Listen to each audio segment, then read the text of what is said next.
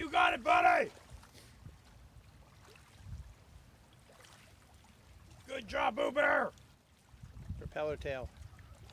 It's a propeller tail. He doesn't usually do that. Oh, now it's all wet. Good job, Bubba. You got it, buddy. What a good Boo Bear. What a good Boo Bear. You're my beautiful baby, Bubba Bear. You're my beautiful baby. You gonna bring it all the way up? You gonna bring it all the way up here? Come on, all the way. All the way. What a good boy. What a good Boo Bear.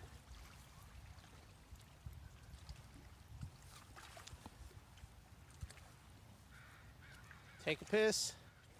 Time for another round. Oh, don't roll in that water. Other doggies pee over there.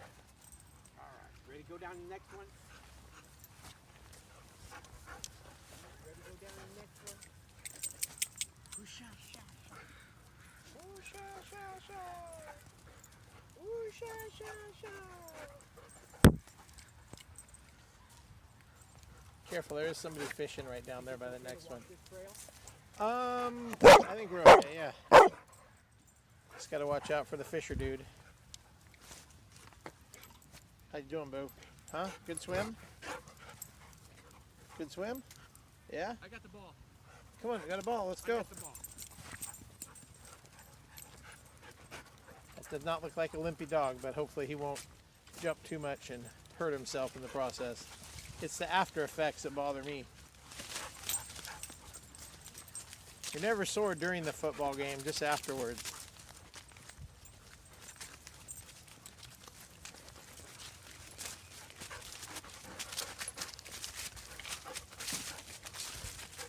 There's a wire over there. See the wire netting? Are those not happy looking dogs? Those are happy looking dogs, right?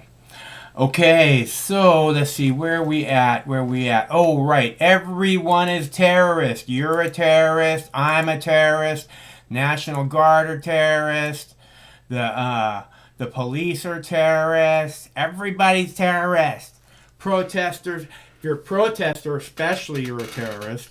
If you're speaking out against the government, you're seditious. Still love that word. So you guys know, I thought this is important for you to know because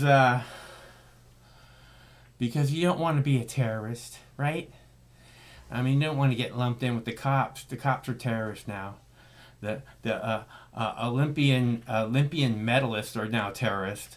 And this is what I've been telling you guys from the very beginning of Mox News, right? Is that this is the way the politicians and the government sees you. You are a potential terrorist. This is why we have to spy on your 12-year-old daughter. Everything she does on her cell phone, we have to spy on it. We have to collect everything she does off her cell phone and make a folder with her name on it. Because she is a potential domestic terrorist. And if you don't believe it, you look it up in the National Defense Authorization Act. It says it right there. You are a potential terrorist. And that's why we have to spy on everybody. So we know what all the potential terrorists are doing. Duh! This couldn't be more simple, people. Where is the misunderstanding? You are a motherfucking terrorist. You've been a terrorist for a long time. In case you didn't know it, you're going to be a terrorist for the rest of your life.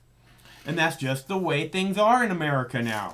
Okay? It's the police state. Again, these curfews are put in place for your safety.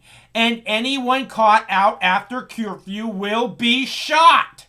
How many times do I have to tell you fucktards this? I better take a bong hit. It's gonna be one of those nights, baby. Buckle in. So I hope you're all doing well. I hope you had a nice weekend. I hope you're having a lovely Martin Luther King Day. Because any day can be a good day, and it's nice to I don't know. It's nice to have a good day. I hope you're having a good day.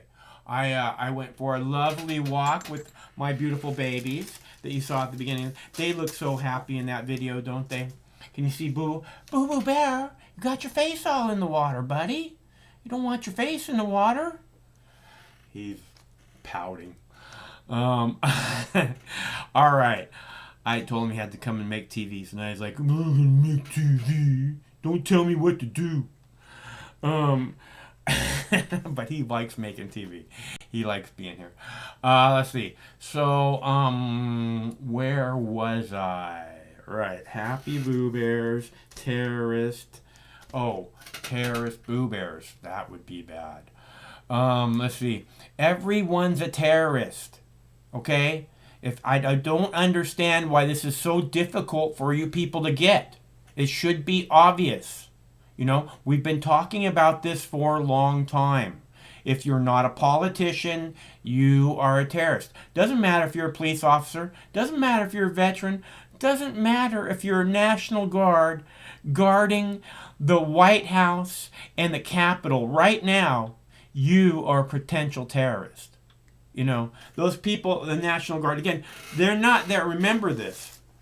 When you see the National Guard in D.C., when you see the National Guard at state capitals across the country, remember, they're not there protecting your freedom. I mean, that's what the military is supposed to be about. That's why we have to have this big, blustery military, so it can protect freedom. They're not there protecting your freedom. They're there protecting the politicians. The politicians, again, being the only real threat to your personal freedom. Not Iran, not China, not Russia. The lawmakers, they're the ones chipping away at your freedom every single day in, day out. They take a vow to protect your freedoms, and then they chip away at them and chip away at them. And no one can understand why anyone would attack the place where the lawmakers are, except if it wasn't for Donald Trump. And again, you look at this election where people are like, oh, there's shenanigans with the election. And why wouldn't the politicians want to sort it out if there's shenanigans with the election? Because they know that there's shenanigans with the election and they don't want to get caught being the ones making the shenanigans happen. So we'll just pretend that they didn't happen and we'll protect the outcome the way it is. Because that's the outcome we want. And again, you know, if there's you would want people to feel secure that they're able to elect officials, right? You'd want them, and they're like, oh, we have to have a 9/11 style commission, a 9/11 style hearing to find out what truly happened at the U.S. Capitol. Oh, that makes me feel so much more confident, right? So much more confident. Now they're going to have a 9/11 style commission, so we know we'll get the truth out of that, right? And again, you wonder why there has to be 25,000 National Guard troops, military, members of the military, being given orders. I'm being told that their orders are being given as if they are being dropped into a war zone in the Washington, D.C. Right? You have to wonder, why does it take all this military to get the president installed into the White House, right? They didn't have to do that with George W. Bush, right? They didn't have to do that with Obama. But, you know, now, oh no, we can't have like a real parade. We can't have like a real inauguration. Don't come to Washington, D.C. Don't celebrate Joe Biden. You know, we don't want that, right? There's something very, very messed up here. And you are the terrorist. You are the threat. Okay? Again, this is not what America's supposed to be. And it shows who the real threat is. It shows where we're really at right now. We're at this place where the people that are chipping away at your freedom, that took a vow, take an oath to your freedom, to protect your freedom, are chipping away at it, and they're calling you terrorist. They're calling you potential terrorists. They're spying on your 12-year-old daughter and everything she does on her cell phone. Every picture she takes with her cell phone, regardless if she sends it to anyone or not, is being scooped up by your government and put in a file with her name on it. That's the kind of police state that we live in. And And it's not the Republicans and it's not the Democrats. It's both of them working hand in hand to have given us this place in history where all of you are terrorists. All of you are terrorists. I'm sorry, potential terrorists, okay? It's a National Guard of terrorists, which members of the National Guard, very high-ranking officials, are calling incredibly insultive of the FBI now being investigating and vetting National Guard members in Washington, D.C., after they left their home to travel to Washington, D.C. during the middle of a fucking plague to protect bullshit fucking con artists in the Capitol, in the White House, in the Senate. Okay? This government is a fucking joke. It's not a fucking joke. Jokes make you laugh and feel good. This is a seriously disgusting piece of shit despotic police state. And the people of America, your children, deserve a better future than a despotic police state. Don't they? I don't know. I don't have children. Doesn't matter to me. I give a fuck. Fuck the police state. Fuck the FBI. Let me be real fucking clear. I commit acts of sedition on a daily basis. Purposefully. Willfully. Fuck you and fuck your fucking laws that limit our freedom in any fucking way. In case I haven't been clear about that. FBI, politicians, White House, fuck you. And yeah, justice is coming. The note that was left on the Senate desk. Justice is coming. There's only so much the good people of this country there's only so much evil the good people of this country are going to allow you to do in their names. And we all see the bullshit writing on the wall. All of us. Your fucking bullshit plague, your mandatory fucking vaccines, your vaccine passports. It's just more police state, more police state, more police state, more police state. That's what your oath to our fucking protect our freedoms means to you? More fucking police state? Burn in fucking hell. And do it soon. Alright, this is a goddamn call-in show, people.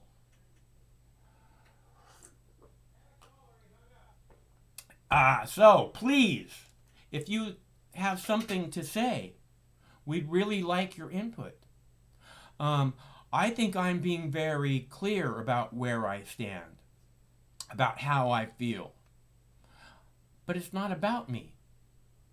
It's about the good people of America. Like I said, I'm not leaving behind a legacy. Well, I am, but that won't be understood for many, many generations to come. But I am trying my best to help you all do what's best for the people that are coming after us, your people. I like to consider them my people too, but they're really not. They're your people, and you should be very concerned about where this country's headed, where this planet's headed, and what it means to this species. That's if you have people coming after you. Otherwise, who gives a fuck? Right? We'll just shit all over the planet and it doesn't matter. Just destroy every species, unleash biological warfare, nuclear devastation. Couldn't matter much. Couldn't matter. I mean, they're fuck. Let the turtles drink the radiation. Who gives a fuck?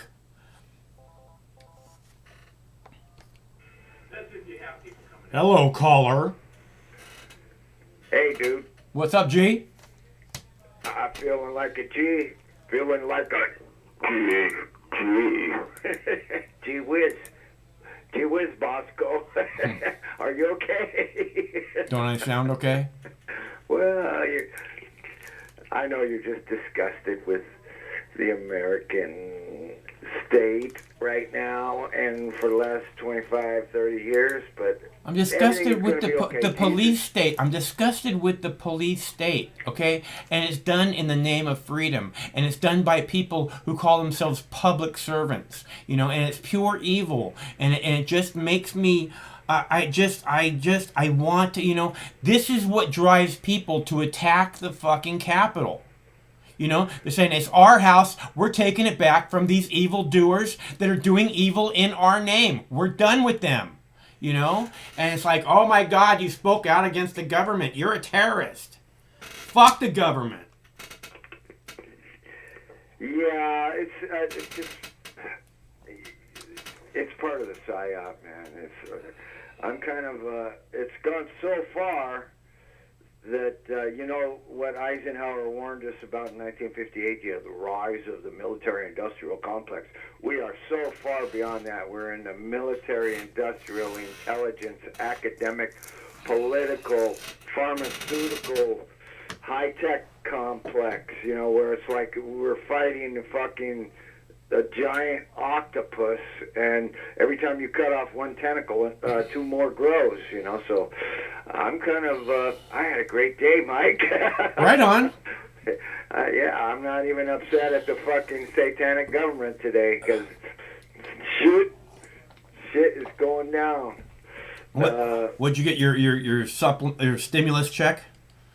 Yeah, no, I didn't get that. Oh. But good things happen. It's weird how when good things happen in your life, you get all happy all of a sudden, and then when bad things happen, you get all angry and fuck this shit. And then it's like you should be able to still be happy even though bad things happen during your day. And I think that's the mark of a Buddha. Apparently, I'm not a Buddha, Mike. Fucking.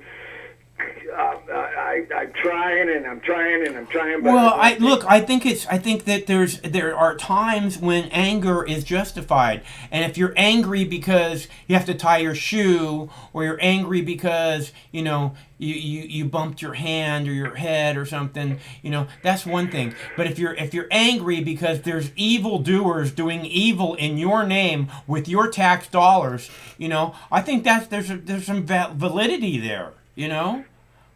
Absolutely, and it's also the mark of psyche. Well, by psyche, I mean psyche basically today means combination of mind and soul. You know, that's what psyche means.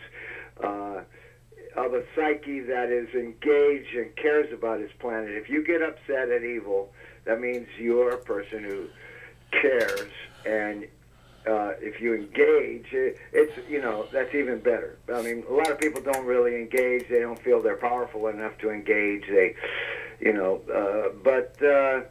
yeah, that's a mark of an advanced person that cares about people, cares about their planet, cares about pollution, cares about wars, cares about disease, cares about fake diseases, cares about biolabs and corruption and you know, these people, what they've done to America is hideous. That's the proper word for it, hideous. So there's no call for all the National Guard in D.C. There's not going to be any. If there is some event, it's going to be a staged event, and I'm not. You know, what's next? You know, you're going to have What's next? That's exactly right. We're all fucking terrorists now. What the fuck is next? I mean, you see that, right? You see that we're all terrorists. Can't you see that? We're in a vulnerable place. You know, Lao Tzu said in something like, in chaos there's also opportunity. I think that's what he said. And so we're kind of like in this controlled chaos, like, well, we just stole this election and there's all kinds of stuff that we don't want to come out, so we have to even turn up the juice and vilify these people and those people, and then we'll get everybody afraid again, and we'll usher in some more. Right. Of course, this is what I keep saying, is that there's opportunity here. You know, I mean, this is exactly what you're saying is the evil opportunity, and exactly what I'm saying is the opportunity to see the evil more clear than ever. Okay, Yeah, that's so what I'm saying too. Yeah, you know, I agree. is it these people are going to come out, and this is the golden lining of this. This is why I love this, is because you see the police state, you see them calling us all terrorists. The police, they're calling the police terrorists, they're calling the National Guard terrorists, they're calling everybody's a fucking Olympic medal, U.S. Olympic medal winners terrorist. I mean, and they have this. Okay, so they have new video out. I have video of new video from inside the Capitol, and they're calling it shocking video. And what I keep seeing in this new video that's so shocking that they're showing everywhere is that the protesters that they're calling terrorists and violent mob, are trying to work with the police over and over again. They're saying, "Hey, we're not against you guys. Please just get the fuck out of our way." Yeah, even the FBI apparently. I think this is part of the psyop that the FBI vetted 20,000 National Guard because they could have had right wing. They're vetting them right now, and what they're saying is that well, I just heard upper echelon office commanding National Guard, like head guy, talking about how insultive it is to these people that are volunteering their lives to come and fucking protect these fucking piece of shit politicians, and then they act like they're fucking potential terrorists. And 2,000 National Guard were just sworn in as U.S. Marshals on top of the FBI vetting. This is just a psyop, man. There's nothing that's going to happen. Biden is going to hide in his cave. Some trillionaire is going to jerk his chain. They're going to welcome. What are you saying? I think you're offline. Well, what I see is everything working. Okay, because your shit froze unless it's my computer. It's your computer that's frozen. You're frozen in this screen right here. I'm live. Okay, cool. I just want to make sure. My machine. It says the Skype just dropped off is what it is. That's okay though. You rock. I thought it was. Okay. I thought we lost our data feed. Okay, sorry, Craig thought everything froze We're up. following us. He was like, "Oh man, they're after us now." No, we're good, right? We're good, everybody. Everybody can see us. Yeah, okay. You're on my computer, so Okay. it's Craig. Craig is doing something. So, anyways, it's just a psyop, and unfortunately, the majority, more than half of America, is going to fall for it, and more people, even former Trump supporters, are going to lean to the left, to the place where the controllers want us to go with our minds, and thank God, he was such a bad person, and now everyone can get a COVID pass, and all of a sudden, this is going to happen, and that's going to happen, and Joe Biden is the savior, and it's like bullshit. The deep state is completely unmasked, and it looks like Freddy Krueger, man. It's really, really fucking bad. It's disgusting. It's disgusting. It's disgusting. It should make every American who claims to be proud of their country, disgusted what kind of government we currently have. And I'm not talking about Joe Biden. I'm not talking about fucking Donald Trump. I'm talking about all the fucking people in the fucking Senate and the Congress who make the laws, who see you as people that need to be governed. They're making 40,000 plus laws a year to keep you in control, to chip away at your freedom. Those are the people. They see you as a personal threat to them. That's why you must be governed, because otherwise you might get to one of them, and that's just not acceptable. Well, even 2 centuries ago in Europe, lawyers were doing what lawyers do, and fucking up the justice of those European systems. And now, we got lawyers here, creating more laws and more ways to get around laws and more regulations for the people and more if you got lawyers, you can pay to, extort or abscond with funds or do all kinds of things. I mean, they had it right. The 99% versus the 1%. That is a very accurate way to describe where we're at right now. It's like 99% of the people just want to get along and they want to prosper and they want. I really hope I really hope that that's true. I really hope that they get along. What I keep hearing is division, division, division. You know, I don't hear get along with your neighbors. You know, take care of your neighbors, reach out to your neighbors. What I hear is division, division, division, and Well, and there's white supremacists everywhere. In case you don't know. Yeah, that's a two-part problem. One is that they have fomented that. They want the pink-haired lesbian to hate the testicles, tobacco farmer, and the conservative, and they want the neoliberals to hate the neoconservatives, and they want these people to hate those people. So that's fomented. The other part is the psychosocial part, which is the collective unconscious has reared its ugly head, and the actual insanity of humanity is like the king is naked, he has no clothes, and he's ugly, and you people better get your shit together because you're ripping your own world apart because you're too stupid to see that you're manipulated by the media, which is part of the deep state. The media is part of the deep state. It's weaponized against you. Well, the media, okay, the media is part of the government. The media is part of the government that's taking away your freedoms. This is, they're there to keep you in fear and divided. Okay, Well, deep state. Trump Look was at part deep of the state. Look government. at deep state is this fucking evil, thing that people are like, oh, that's just some made up monster that Q keeps talking about. No, we're talking about the government. Our government is fucking evil. Let's not say the deep state government. No, it's our government. Our government is fucking evil. Get it through your fucking heads. No deep state bullshit, just our government. Okay? That's where we're at now. Well, when a confluence of forces comes together so neatly, like media and government and the political class and the military-industrial, it's undeniable there's a deep state, and it's multifaceted. But that's what our government is. When you say deep state, is as if it's separate from our government. It's our government. That's what our government is. This evil deep state that you're talking about. That's our government. The government has been getting rid of Trump through dishonorable and false means and promoting Biden through dishonorable and false means. So you call it the deep state, call it the government, but Donald Trump was an impediment to the great satanic machine rolling on and rolling on and rolling on. And now we'll see what happens.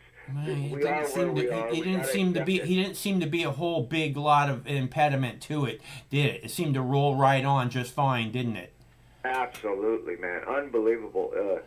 People around the world are talking about it. You know, it's never happened that the president of the United States couldn't reach the public, you know, that some Twitter executive with a beard, whatever his fucking name is, he can just shut down whatever the president says. You know, it's like the COVID-19 thing, and then the terrorist thing, and then it's going to be fucking poisonous lizards from Indonesia pretty soon, you know, blah, blah, blah, blah, blah, flying alligators, who the fuck knows?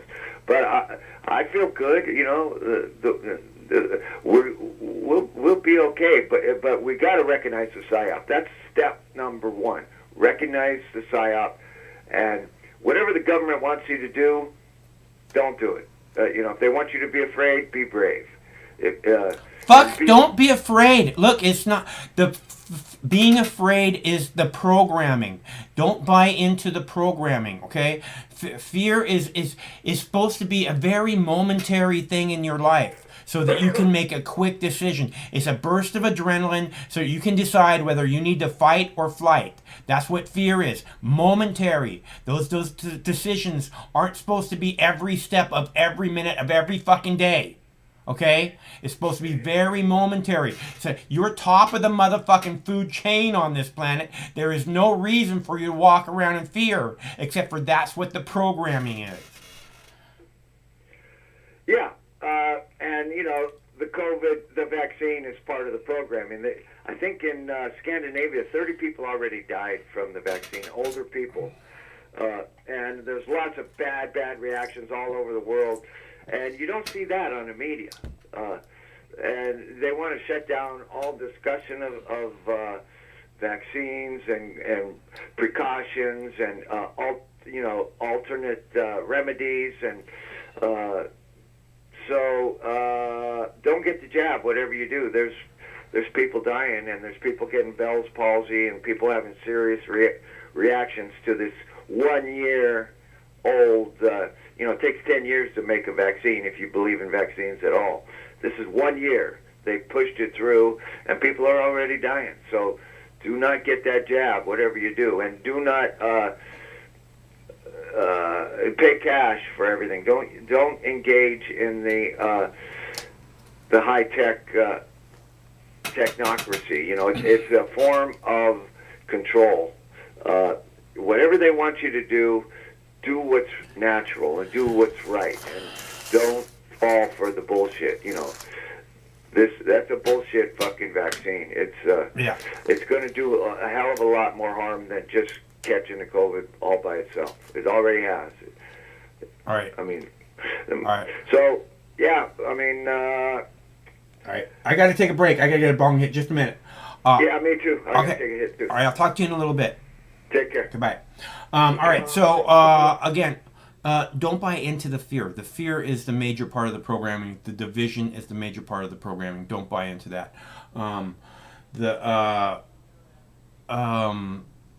Paulie, I don't know. I don't know what you're talking about scaring you. How did I scare you for life?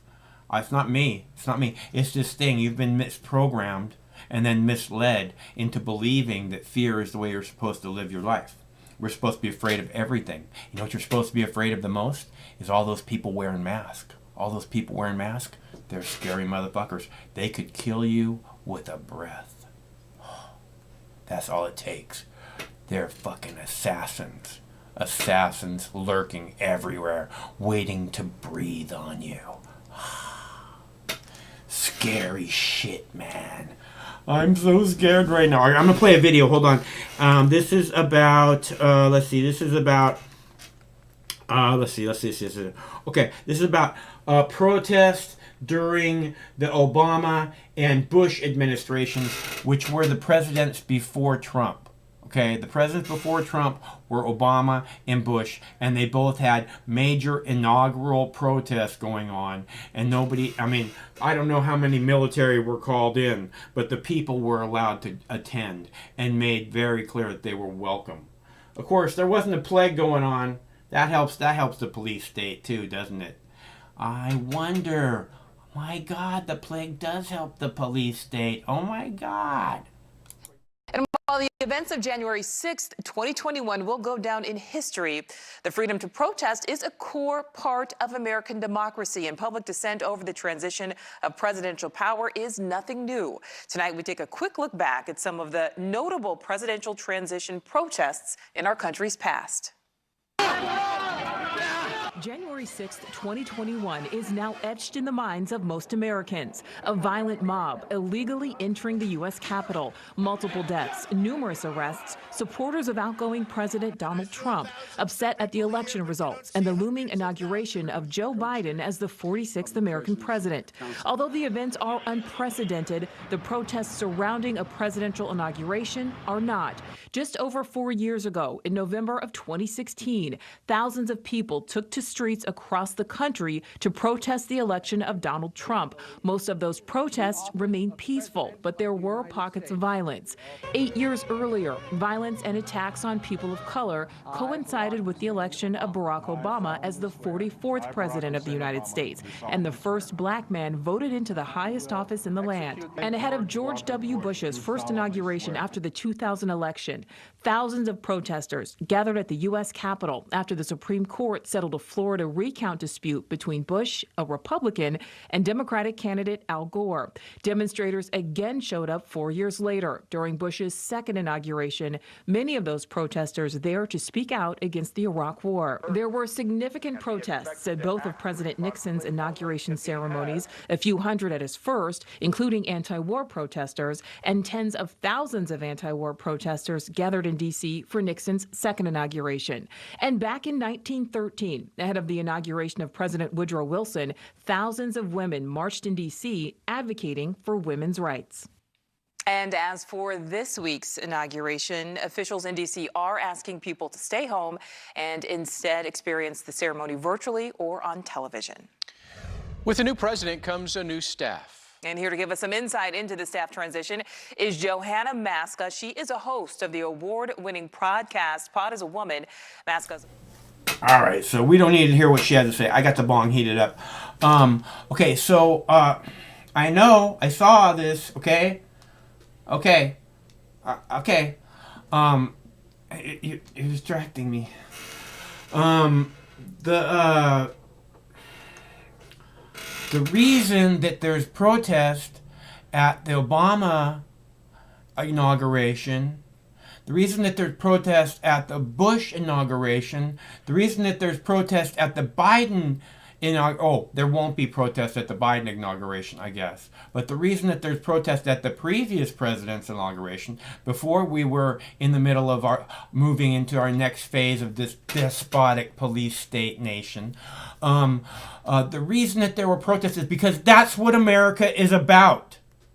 Okay? That's why these protesters taking back the People's House, occupying the People's House, telling the police officers in shocking video, we're not against you. And the police officers hearing them, many of the police officers heard them saying this, saw them working with them. One police officer, the protesters helped to get to, he was separated from the other police officers, and they helped him get to the other police officers.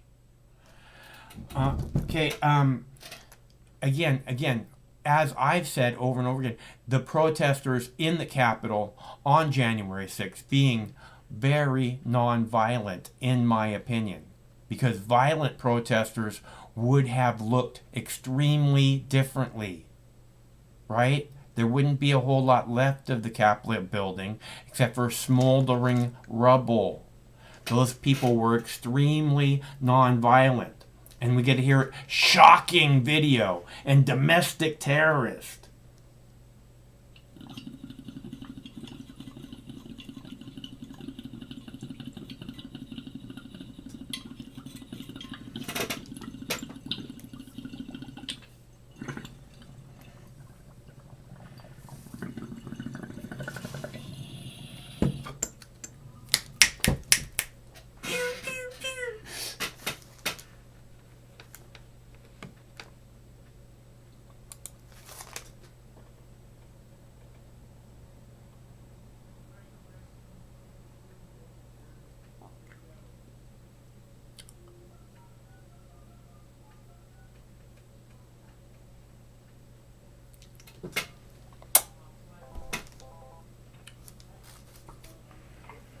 Hello, caller.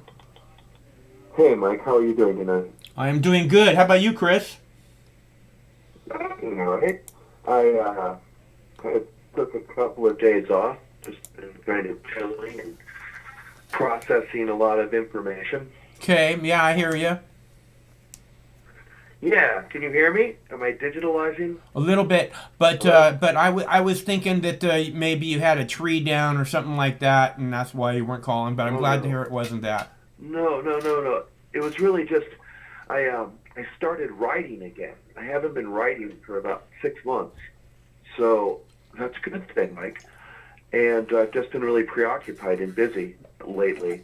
And I don't know. I've had other strange things happen, but I'm doing okay. The weather's been nice here in Western Washington. Everything's cool on that score. I've been reading obviously constantly, and I'm kind of I don't know how I feel about it. I think yes, on a certain level, some weird shit could happen on Wednesday, right? But also, Wednesday could just be a normal day in the way that, like, you know, it won't be a formal inauguration because of the COVID. It won't be a formal inauguration because people are pissed. But at the end of the day, Wednesday will go by, right? And then Thursday will happen, and we'll just kind of go along. That's one thing. It's like one thing that could happen. Or something else could happen. If there's any kind of disruption at all, it'll be exaggerated, and then we'll get more of like a clamp down. It could be one of those two things, right? I mean, that's logical, isn't it, Mike? Yeah, that's what to be expected. Like you're saying, it's highly unlikely that there'll be an actual terrorist type event, but it will be likely that it is possible there could be some type of protesting going on that would quickly be labeled domestic terrorism because of all the security in place. Exactly. So I'm not really expecting anything. I will be watching and paying attention, but I honestly don't know what's going to happen. My computer just stopped, Mike. I've been having a lot of computer problems, so I'm just going to have to go off the cuff here. Sorry about that. I did want to talk about a couple of things that Mike addressed, though, and one of these questions is like between the difference between a deep state and the government. And I think that the way I've had it explained to me in the last 3 days is that there is the state, right? And then there's the government. And the state is something that is permanent. It's always there. So when Richard Nixon leaves office and Gerald Ford and Jimmy Carter come into office, those people represent like governments. Like they represent kind of like the hypothetical politicians that are elected to serve in whatever function, president or Congress or whatnot. But there's this other thing, the state. The state is like the permanent institution of like government. And it really doesn't change. So, like I mentioned last week, Chuck Schumer said, the intelligence agencies have 6 ways till Sunday to like fuck you over if that's what they want to do. They do. And those people who will fuck you over are not like people in the Trump administration, or they're not even necessarily Democrats like getting payback or something. They're more like the CIA and the FBI that had institutional interest at stake, like corporate interest at stake. And they don't really give a fuck about Joe Biden or Donald Trump because Joe Biden and Donald Trump are just puppets. And I really kind of wish Mike would understand that Donald Trump is a puppet. He is a pathetic person who is just put forward as a ruse for the masses.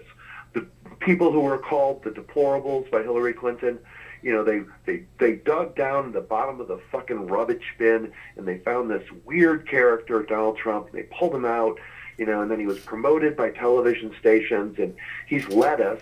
But all he's really demonstrated is that the president really doesn't lead us at all. The government or the state just kind of keeps moving along. Doesn't matter who they put forward at the front of the bill. I mean, African Americans are still going to jail in poor cities, Poor people are still losing their farms, All that shit is still happening. Right. It always happens. And that's because the government or the state represents the interest of very, very, very wealthy people. And that's what capitalism is about. Now, Mike can have his little piece of land and a tenant and feel like he's a king, but in the big scope of things, Mike, he isn't very much at all. And it's the people who are extraordinarily wealthy who make the decisions. Now, I quibble a little bit. I got some problems. Well, I just want to say, I think that all of you are very much. It's just a matter of what you're willing to do with what you have. As opposed to seeing yourself as not very much, and all these other people have everything. So how can I stand up against them. I think that you can. I think that it's inside of you. It's just a matter of the willingness to let it out, because it's not easy. It's not like okay, I'm just mad as hell and I'm not going to take it anymore. It's more like, all right, I'm going to stand up against these motherfuckers, whatever that means, whatever the outcome is, you know. And it takes kind of a special individual to put everything on the line like that. I have nothing to lose, so it's easy for me to put everything on the line. You know, I'm gonna lose. You know, I'm gonna lose my really friends and my dogs, and you know, and that's everything to me. But it's not like I have some big kingdom or anything that I'm gonna, you know, that they're gonna take away from me. I don't have any children like you, Mike. I don't have any human game in the game. Yeah. Right. Like, you know, a dog or like my possessions or my friendships. Those are important things, right? But I don't have like a human fucking being in the game. Yeah. I don't have any kids. You don't have and that's that. like a different ballpark. And I understand like Craig and others who have they have flesh in the game. You know, they have something like that goes on and it past them that remembers them and all of that like glory and ego gratification that goes along with having a kid. But as far as like politics is concerned, that's those of us who live here in the present who we all have something to lose. You know, I really am bummed the computer died. I got a box from the richest man in the world today with a battery for my computer. It's on my list of shit to do, and it literally stopped the moment I spoke with you on the phone. It's true. So it just means that Chris has a project to do before he goes to sleep tonight. Or that they're listening when you know, and when you start talking about shit they don't want you talking about, or people they don't want you talking to, that everything will stop. I'll tell you a story. So I told you I hadn't been scribbling. You know, I haven't been writing or anything for a while, and I wrote several things on boards this weekend, and one of the things I posted a link to was there was this story in the news about this girl. It was a young girl, like maybe a teenager, who found out that her parents had gone to the Trump rally in Washington and contacted the federal authorities to tell them that her parents had gone to the Trump rally and got and then she set up like a Patreon account, right, for her college, and she got like $50,000 as a payoff, like in one day, for ratting out her kids. Her parents, for ratting out her parents. Her own goddamn parents. You said kids. You said kids. I'm just correcting. You said kids for ratting out her parents. The kid narked out her parents. Yeah. The woman. It's a daughter. It was a daughter who narked out her parents. Which again is a big part of this is a big part of the programming. Which is, you know, this is how you believe that you're one of the good ones is by somehow pointing out the bad ones to the police state. But it's kind of complex because 3 weeks ago, Amazon Books said that 1984 had risen to the top of the charts, like it typically does when we have these like crises between, you know, and the duopoly creates this kind of fake crises thing. 1984 goes to the top of the bestseller list on Amazon. And there was a scene in the book of 1984, it's in the film as well, where Winston Smith, the main character in the book, his neighbors across the hall, the little girl outs her parents to Big Brother for thought crime. And there's a little dialogue between Winston Smith and his neighbor, and his neighbor's like, I'm really, really glad that my daughter narked me out to Big Brother because we just really needed to address this right away, didn't we? You know, and he was all kind of nervous talking to Winston in the book. And then the story came up, right, in CNN or in the mainstream media, and it reinforced the same exact scene from this book, 1984. Now, you know, people talk about predictive programming and the power of the media. Like there's that movie, Harrison Bergeron, based on Kurt Vonnegut, where they plan out the media. They plan the programming out like in a room, like this is what people are going to think today, like Big Brother would do. Yeah. And that is what's going on right now. Like that was an amazing story, but the reason the story was pushed to the front of the news was because it kind of reminded people of this totalitarian story. Whether they're aware of it or not, In other words, like whether you can recall that scene from 1984 off the top of your head or not is kind of irrelevant because it's back there in your brain. So when the media puts that story forward, it reinforces something that's already in your brain, which is, wow, kids are narking out their parents. Now you can react to that two ways, right? You and I are like, wow, what the fuck is going on? Kids are ratting out their parents. Now somebody else could say, oh, it's great that these kids are finally stepping forward and ratting out their parents. I think that there's this problem again that people just aren't taught what's right anymore, and they're misled and misprogrammed. But when many young people see this person getting a $50,000 payout in 24 hours for doing this, I think it's going to become a whole lot more popular. Oh, right, the incentive. Right. Yeah. Well, that's true. So, I mean, we do live in this kind of like a money-oriented, selfish, materialist kind of thing where people will do anything, for money. And when the economy is depressed like it is, I mean, what an incentive, like, to rat your parents out for attending a political rally. Some of the other articles I found, I don't have them up, so I can't read from them. But I bet that was her plan all along. Also, was I do this, and I'll get a bunch of exposure, and I'll start a GoFundMe, and it'll just fucking go ka-ching, ka-ching, ka-ching, ka-ching, ka-ching all day long for the people who hate the Trumpers. Yeah, and maybe she had some Freudian shit going on with her mom or her dad, like some psychological shit where she didn't like one of her parents. I hate you, Mom. Did something. Yeah, I hate you, Mom. You're not my dad. Mom is just going to hate you. Mom is just going to prison. To prison, man. So, the other articles I read are about the federal government using agent provocateurs to infiltrate political movements in the United States in the last 30 or 40 years. And I read about 10 or 12 different articles about this, Mike.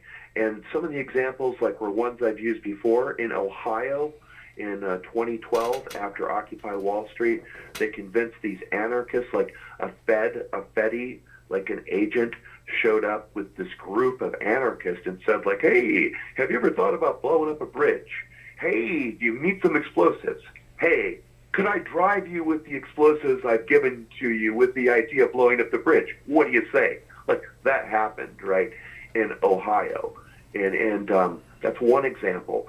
Another one is Earth First in 1985, where Judy Berry's car blew up, right? Mm-hmm. And then the moment her car blew up, and of course she was one of the founders of Earth First Liberation Movement, and her and her partner got in their little subcompact car, and a bomb blew up in California. Uh-huh. And it turns out, like 2 minutes after the bomb blew up in their car, the National FBI Bomb Investigation Squad was on the scene, walking around their car. Yeah.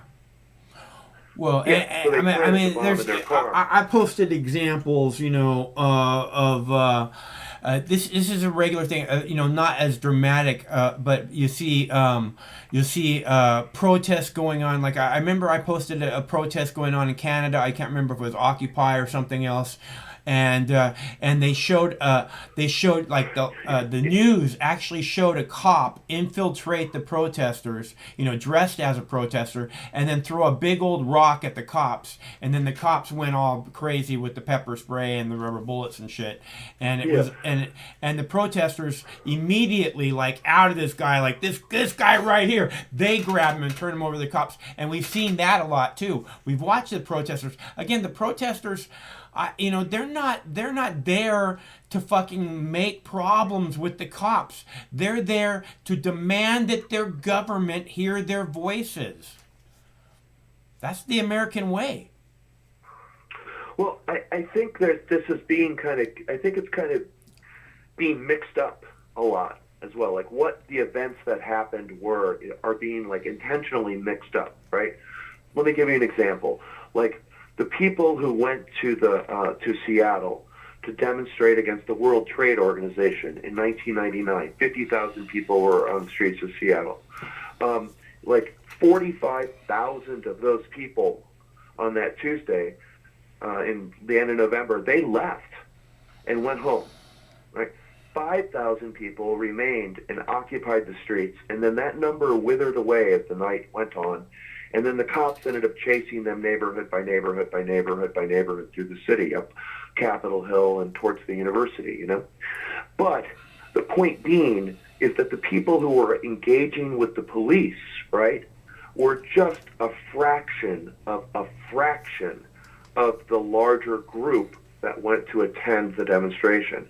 Right. And the exact same thing happened here.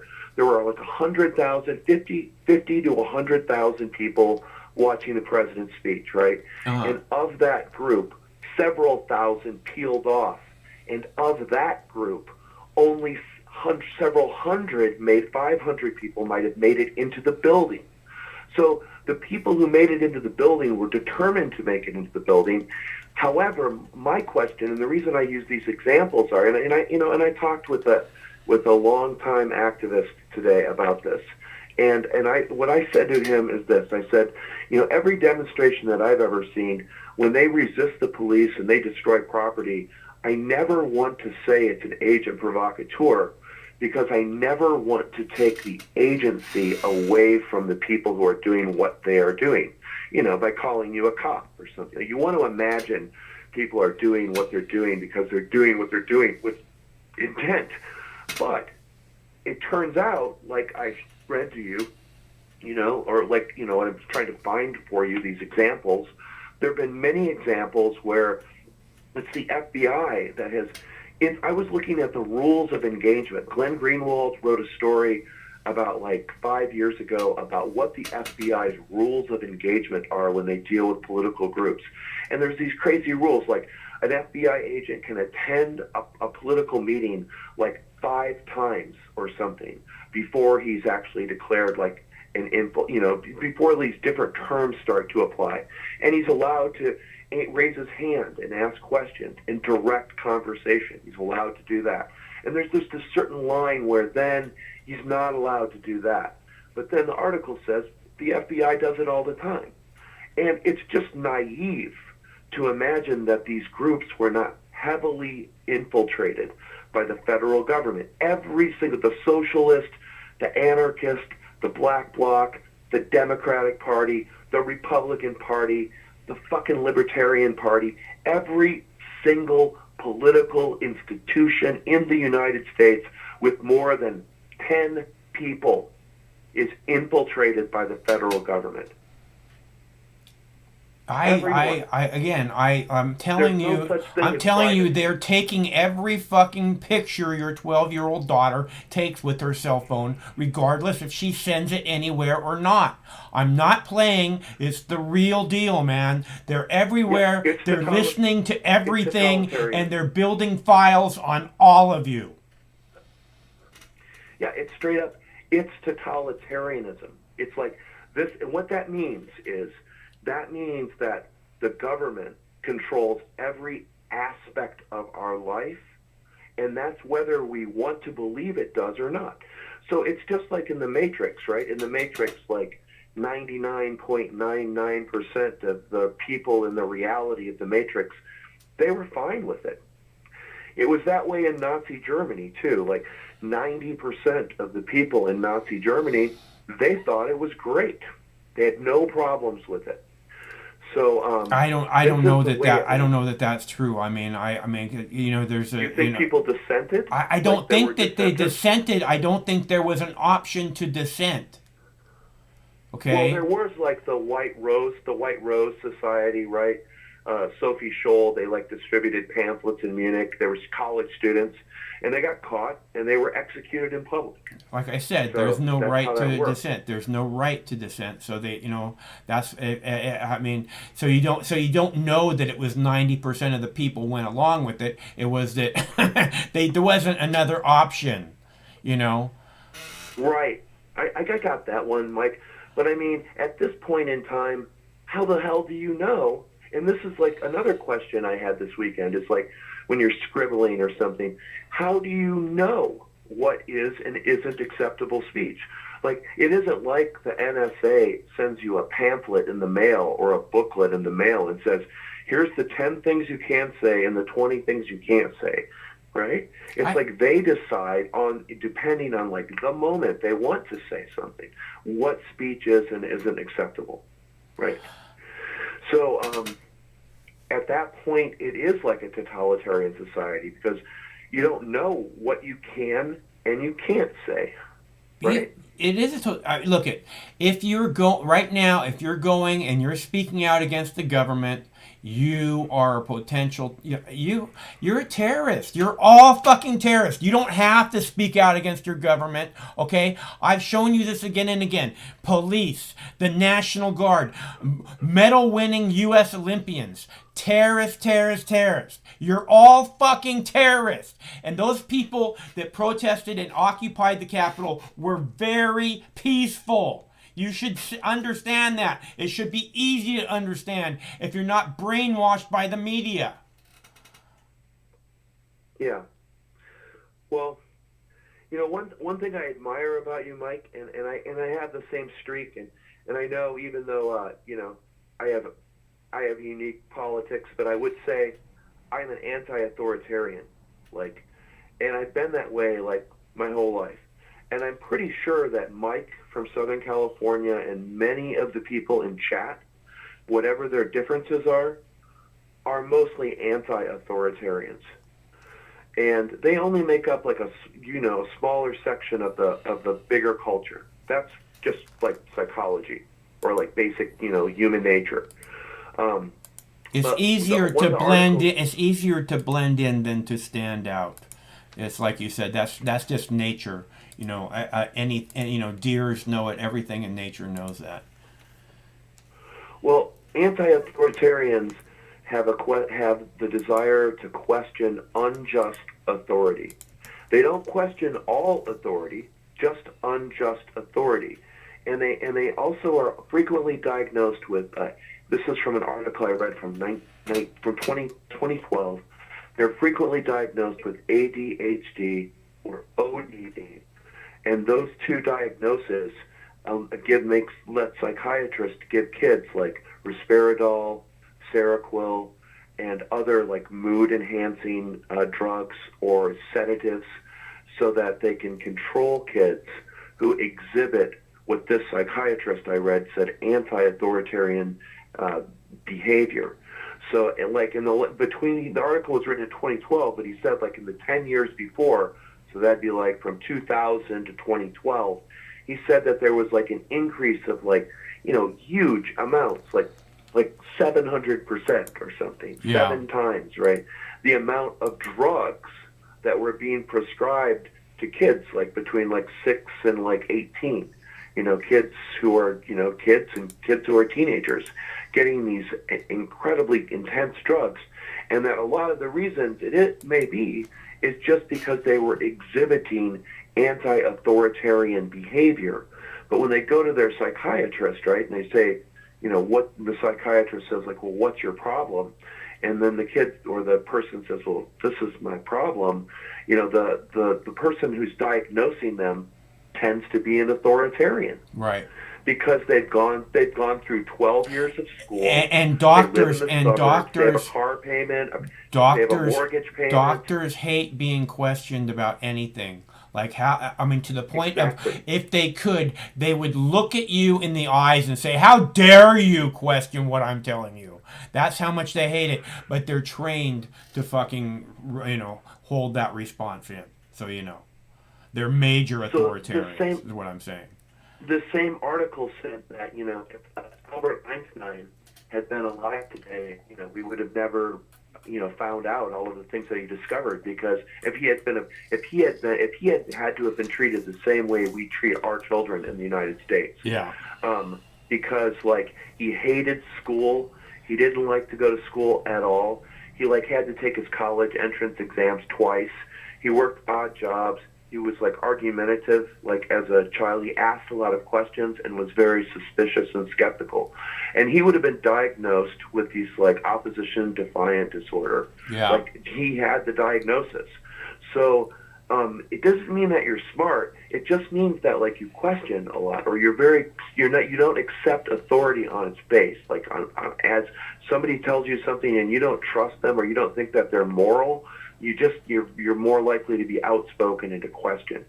And these are the people who are going to be censored on the internet. And whether they're on the left or the right, just shut the fuck up. I don't want to hear any questions about agent provocateurs and the FBI instigating, like, domestic terror. Yeah, I don't want to hear about. I want to hear about your daily acts of sedition. Exactly. I want you to remember that you get your 2 minutes of 2 minutes of hate once a night at 5:32 after the news starts, and then you're supposed to chill. That's the way it works. So absent that, I don't want to hear it. It's an Orwellian society, and it's been that way since, I believe, people say maybe World War I, but I think it really was after World War II, because we did the Manhattan Project in secret. We built up all these armaments to win wars in Europe and Asia, and then after the wars were over, we kept our military intact. And when we kept our military intact, and it was like all sponsored by corporations, they were able to control everything. And then they became the strong corporations. They slowly began to take over control of everything. Yeah. Everything. Yeah. So this guy Ray McGovern, who was an ex-CIA analyst, he works with a group called Yeah, I know who Ray McGovern is. Peace. Yeah, he's had a couple of interviews today. There was one on RT, and there was another one at Moderate Rebels, which is with Ben Norton and Max Blumenthal. But he calls it the military, industrial, congressional, technological, media, and there's like one or two other elements to it. But if you look at it and you step back, you can just say it's corporate America. It's the corporations that run America. It's like they own everything. Big tech. It's the rich people. It's the rich people. This is the way they want it. This is the way they want things, and it's our fucking sellout government that's doing all this evil in our good names, not the name of the rich people. Not they're not going, hey, this is the way Facebook wants it. Censorship is for good for everyone. The thing is I don't think those politicians can be anything else but what they are. They can. They have a voice. Not only do they have a voice, they have one of the loudest microphones on earth. So they absolutely can be more than, who they are. I mean, they can be more than these fucking corporate shills, for certain. Well, democracy could work. Fuck democracy. Without a congressperson, those politicians, right? They spend 4 hours a day raising money for their campaigns. So I don't think they can do it. Because if they don't raise that money, they don't get to sit in that seat. They can't.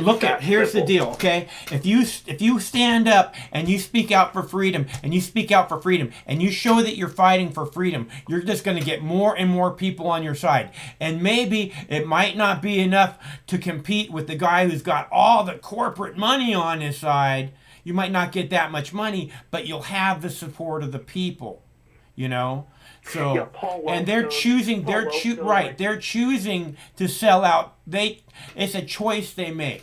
They're choosing to sell their people down the river as opposed to being actually representatives. Paul Wellstone died in an airplane crash. Yeah.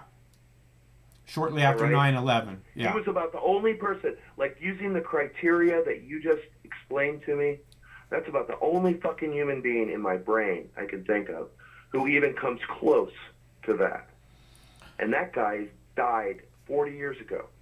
Yeah, I think that Dennis Kucinich was very much that way. It seems like, he was loved by his constituency, and that's why they kept sending him back again and again. And it was and his voice was very different than everyone else's, Ron Paul. You know. Well, I mean, I wish that was, I wish that was true. You know, that a populist could, you know, rise that would actually care about people and have lots of people to support them to offset the moneyed interest. But, you know, Bernie Sanders was about as close as it got on that score in the last round. Bernie And Sanders the last was a 2 sellout, rounds, dude. He's a sellout. He was a sellout, dude. He's a sellout. Yeah, he was. But He is. He's a sellout. As a populist. Yeah. And in fact, many people who consider themselves populist supported him. You know, Hey, look, And to he this had day, he had look a at the guy- gigantic grassroots following. This is what I said again and Yes. again. If the Democrats really wanted to have any real power, if they actually wanted to represent the people, they would get behind Bernie Sanders, who would have brought in like tens of millions of new people to their party. Not reluctantly, because they don't have anywhere else to go, but happily and gleefully, and like, look, we got this fucking giant party now. Woo! Party on, baby! You know, but that's not what we got. We got Bernie Sanders selling out a giant grassroots movement and saying, Hillary won fair and square. Fuck you. That's a lie. Right. No, that's absolutely right. And as a result of these shenanigans, right, and mostly the media misrepresenting whatever happened in Washington, D.C., right, suggesting that whole 100,000 people were hell-bent on burning down the Capitol, when in fact, not every one of those people was. And they were at a rally, right, a political rally, and they're all being painted with a broad brush to benefit a few people. And that will be the Democrat Party. Because when the Trumpsters, when Trump supporters, you know, like they split off and they kind of peel off like an onion from the Republican Party, it's going to mean the Republican Party is going to have less of a popular base. It's going to be more like the old moneyed Republican Party, which it really is without the veneer of Donald Trump. But it's like a lot of people, you know, supported Trump and they won. They didn't beat Obama. They didn't beat Obama the first time. And part of the reason is they had all of these kind of upset, frustrated people who were frustrated with the duopoly, who kind of gravitated to this charismatic person. And with that charismatic person peeling people off from the party, maybe starting his own party, it's going to mean that the Democrats are going to be more likely to win in 2022 and 2024. It's political calculation, you know. It's like they play but that's the problem with the whole thing. That's the problem that's why they take the money instead of deciding to go for the popular support and believing that they can do it that way, because it's a political calculation and the money always wins. That's gonna be, everybody's gonna go, you know, that's the way the story goes. So I'm gonna fucking sell out and take the money. That way I keep the power. Don't do it, Mike. Don't do it. Don't do it, Mike. I had this guy over one night with a friend, and it was like her husband or whatever, I don't know. And he has like this shit online where he's talking about being a spiritual guidance person, you know.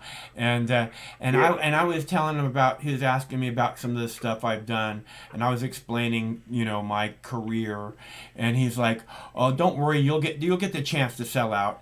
I looked at him, I said, "Is that your advice as a spiritual leader, you know, a spiritual guidance person?" And he just shut the fuck up. After that was that, he just wanted to leave. You know, you're kind of screwed. Like when you got there's the televangelist Church of Prosperity. We all see that, right? Yeah. But when you got hippies telling you that you need to sell out, you know you're screwed, right? Well, like, you know, the world's like gone down the tubes, man. The planet's fucked. For real. Well, I don't really look at him like a hippie, but it was really weird, you know. It was like, and that was my first thought. It wasn't like I'm trying to burn this guy or something. It was just like, is that what you advise all of your people that you counsel spiritually, to sell out as quickly as possible? I said, look, dude, I've had a chance to sell out lots of times. Okay, from a very early age. It's not something I'm looking for. Yeah. I do agree with Mike from Southern California about the word psychological operation, because, you know, remember last summer it was the Republicans who were crying for censorship, right? When the BLM, whatever, the anti-police brutality riots were happening, or, that is when they said, we want some censorship, right? And it was the Democrats who said, oh no, disliking the police is free speech. Now it's the exact opposite. So as a result, and it's much more serious because of, it's the Capitol, right? It's like sedition, right? So since it's so much more serious, both the Republicans who wanted censorship last summer are going to go like, yeah, we wanted censorship, and why not, And they, they'll be, and so basically both parties will support the new Patriot Act 2. That just seems to be like a given that's going to happen. And as a consequence of that, last thought, any of this discussion about COVID, or any of this discussion about, a deep state, or any of this discussion, I think the QAnon thing was bullshit, right? But I don't believe the Epstein stuff was bullshit at all. Like, Jeff Epstein was a fucking pedophile who was probably running a blackmail scheme for, the Central Intelligence Agency and Israeli intelligence. Right. What was happening. I just want to point out, this is one of the things that you see on the mainstream media all the time when they talk about the QAnon followers, right? QAnon followers. I don't know. That's like, is that different from a CNN follower or a Fox News follower? I don't know, man. The QAnon followers have this conspiracy theory that the elite rich people are a bunch of pedophiles, and the police state is just there to protect them. just spell it out a little more clearly for us, CNN. But all I can think is, and you look at Jeffrey Epstein and you go, and how far off is that so-called conspiracy theory exactly? So we understand. Because according to what I see, and Jeffrey Epstein is just this one that we know about, right? So how far off is this so-called conspiracy theory that the elites are a bunch of pedophiles jet-setting from one place to another, boning teenage women, and they get away with it, and then the police state is there to protect them. What was that?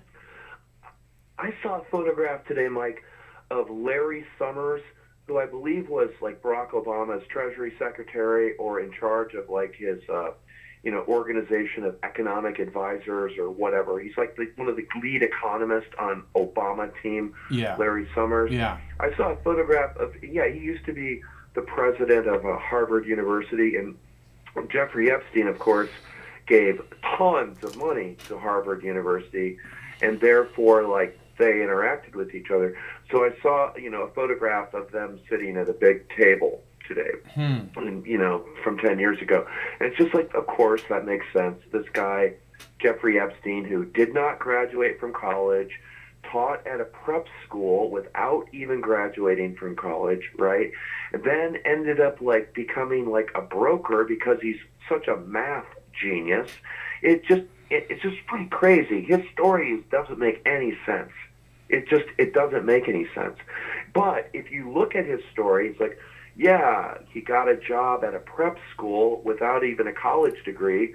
Maybe he blackmailed somebody. Well, right? look, regardless of he had clients. Yeah, but look, regardless of who Jeffrey Epstein was and all this stuff about Jeffrey Epstein, the point is that the story is Jeffrey Epstein had all these elitist people visiting him on his private island where he had underage girls that the elitist people were having sex with, and that's why he went to prison.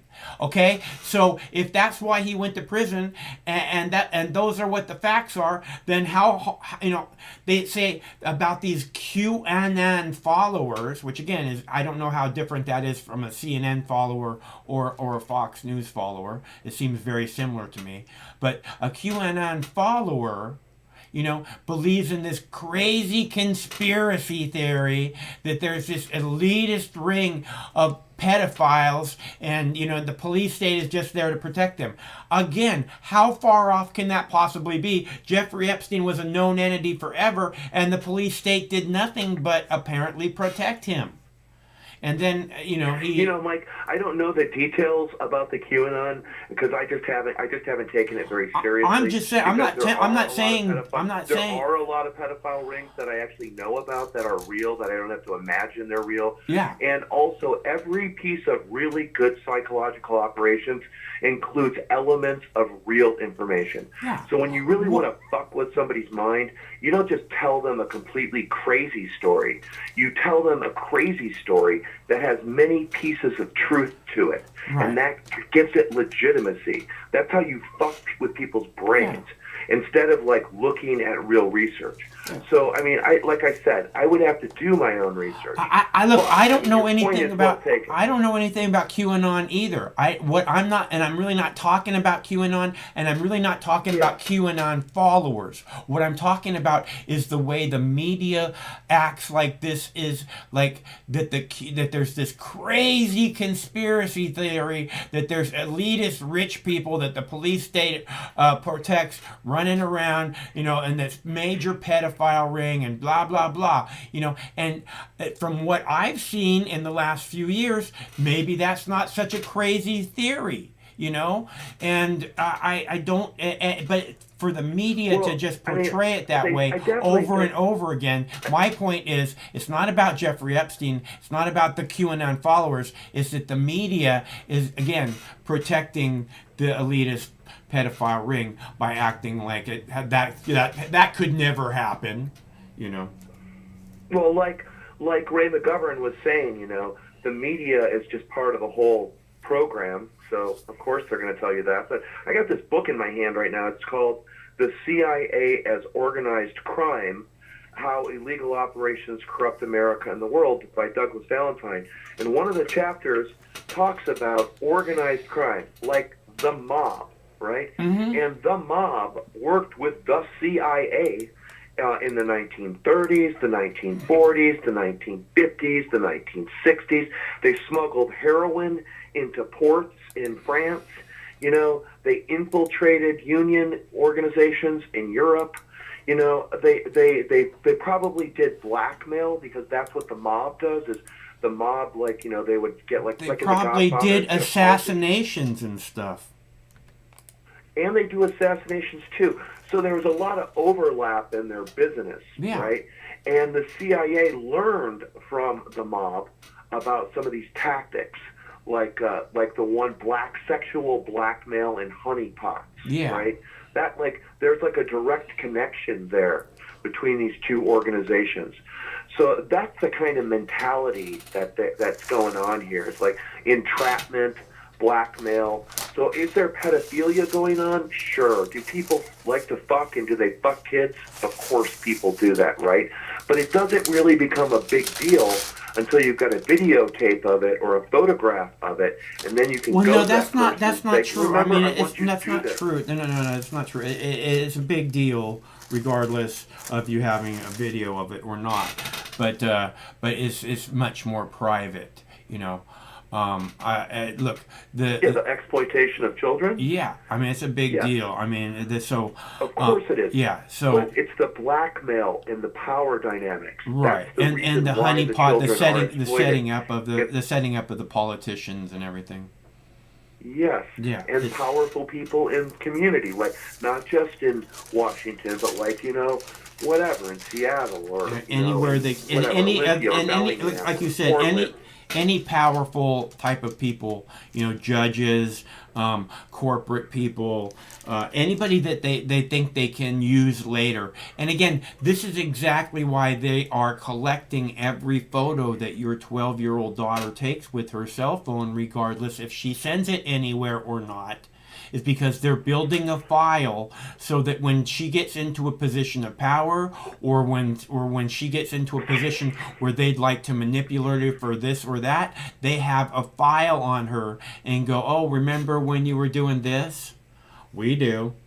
Or even the government does that, but even in this kind of vindictive culture that we live in, you know, your friend who's your friend today that you send that to might not be your friend tomorrow. I just got done saying you don't have to send it to anybody. You don't have to send it to anybody. They're collecting those photos and building a file on it. I have the tape on my phone, Mike, right over that little camera that faces my face. Huh. And it's been that way for 10 years because you know why? I don't need like my NSA minder to see my fucking face every day, right? I don't need that. Like they can figure out themselves what I look like in the morning. And if I want to take a photograph of myself, I'll just give the camera to somebody else and say, hey, could you take a photograph of me, please? It isn't that difficult, right? Not really. You know, I don't participate. I'm not. I'm just a thorn. You know, and that's what I do. I'm the stick that stirs the flame beneath the pot that is about to boil over. And I said that from the beginning, you know. So, yeah. And I think I do that job pretty well. Keep your stick in the pot and keep turning and turning and turning, and I guess we'll see. Well, I will deal with the fire how I see fit. Oh, okay. Well, don't tell that to the three ladies standing behind you in the background who are telling you what's going to happen. Yeah, I tell that to everybody, and I stir the fire as I see fit. And that should be pretty obvious. I mean, pretty obvious. Yeah. All right. I'm gonna let you go on that note and try to fix my computer because it's just been having so many problems with it, Mike. And again, I want to say thank you for the time in your program, which I always appreciate listening to. And I hope the rest of the calls are going to be great tonight. Okay. Well, thanks. It's good to hear from you, Chris. Talk to you soon. Yeah. Have a nice night, Mike. Peace. Okay, I got a video here. I have shocking video, according to newscasters across the U.S. MSM. Shocking video, which I keep trying to figure out what's so shocking about it. But what I keep seeing is these protesters cooperating and working with the police so that they don't have to have some kind of violence and some kind of threat as they keep talking about that's who these protesters are, domestic terrorists. That's not what I'm seeing, and I'm really tired of them throwing that video, label around. So I'm going to play that for you, and I'll be right back, and we'll have a bong hit, and we'll take some more phone callers. Just a sec. 12 minutes past the hour this Monday morning, hunting for lawmakers and rummaging through the venerable Senate chamber. We're getting a new look inside the siege on the U.S. Capitol that left 5 people dead almost 2 weeks ago. It's a video shot by a journalist from The New Yorker. And I want to give you a warning here before we show this to you. You might want to turn down the volume or turn this off if you've got young children in the room. This is disturbing, and we are not censoring the foul language. We're outnumbered. There's a fucking million of us out there, and we are listening to Trump. You're the boss. It's sad. It's sad. Let us through. Let the people in.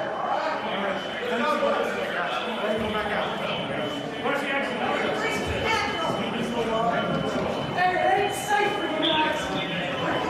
We love you guys. Take it easy. In a way.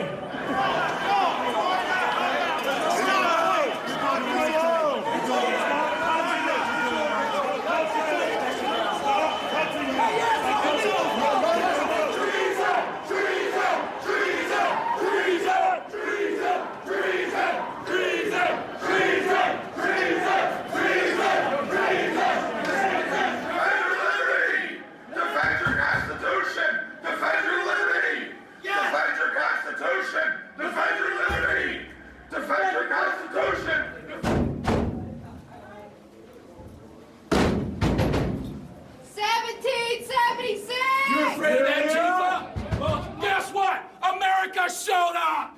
Where's the rest of everybody? There's not enough of us. They're going to bring the vets in or something. Is this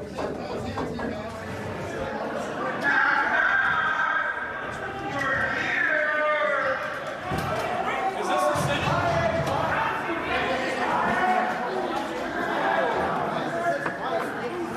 Where the fuck are they?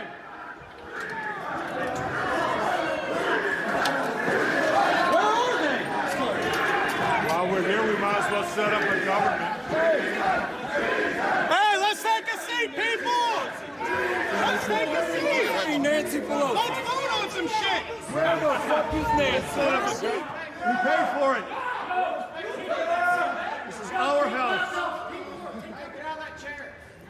No, this is our chair. I agree with you, brother, but it's not ours. It belongs to the Vice President of the United States when he's in here. It's not our chair. Look, I love you guys, you're brothers, but we can't be disrespectful. They can steal an election when we can't sit in their chairs? No! We're not putting up with that either. It's just, look, it's a PR war, okay? You have to understand it's an IO war. We can't lose the IO war. We're better than that. Information operation. We can't do it.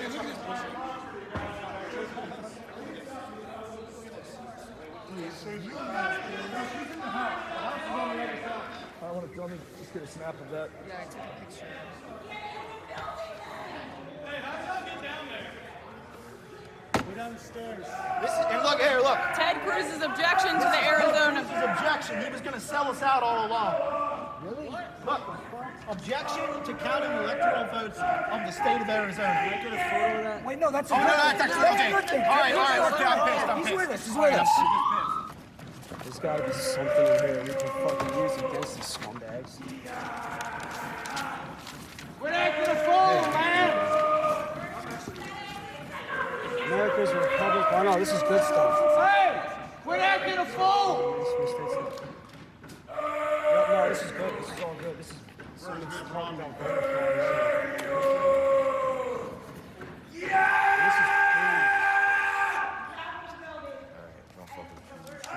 He's a good one. Him and Lawler or whatever. Cruz, I think Cruz would want us to do this, so yeah, absolutely. I think we're good.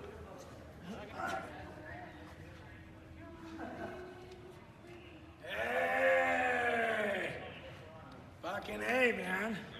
Glad to see you guys. You guys are fucking patriots. Look at this guy. He's got covered in blood. God bless you. You good, sir? Do you need medical attention? I'm good, thank you. All right. I got shot in the face. Where are they? I got shot in the face with some kind of plastic bullet. Any chance I could get you guys to leave the Senate wing? We will. I've been making sure they ain't disrespecting the place. Okay, just want to let you guys know this is like the sacredest place. I know. Hey, no, I'm gonna take a seat in this chair because Mike Pence is a fucking traitor. I'm not one to usually take pictures of myself, but in this case, I think I'll make an exception. Hey, you and the Ray, can you take a picture for me? I'm gonna throw you my phone.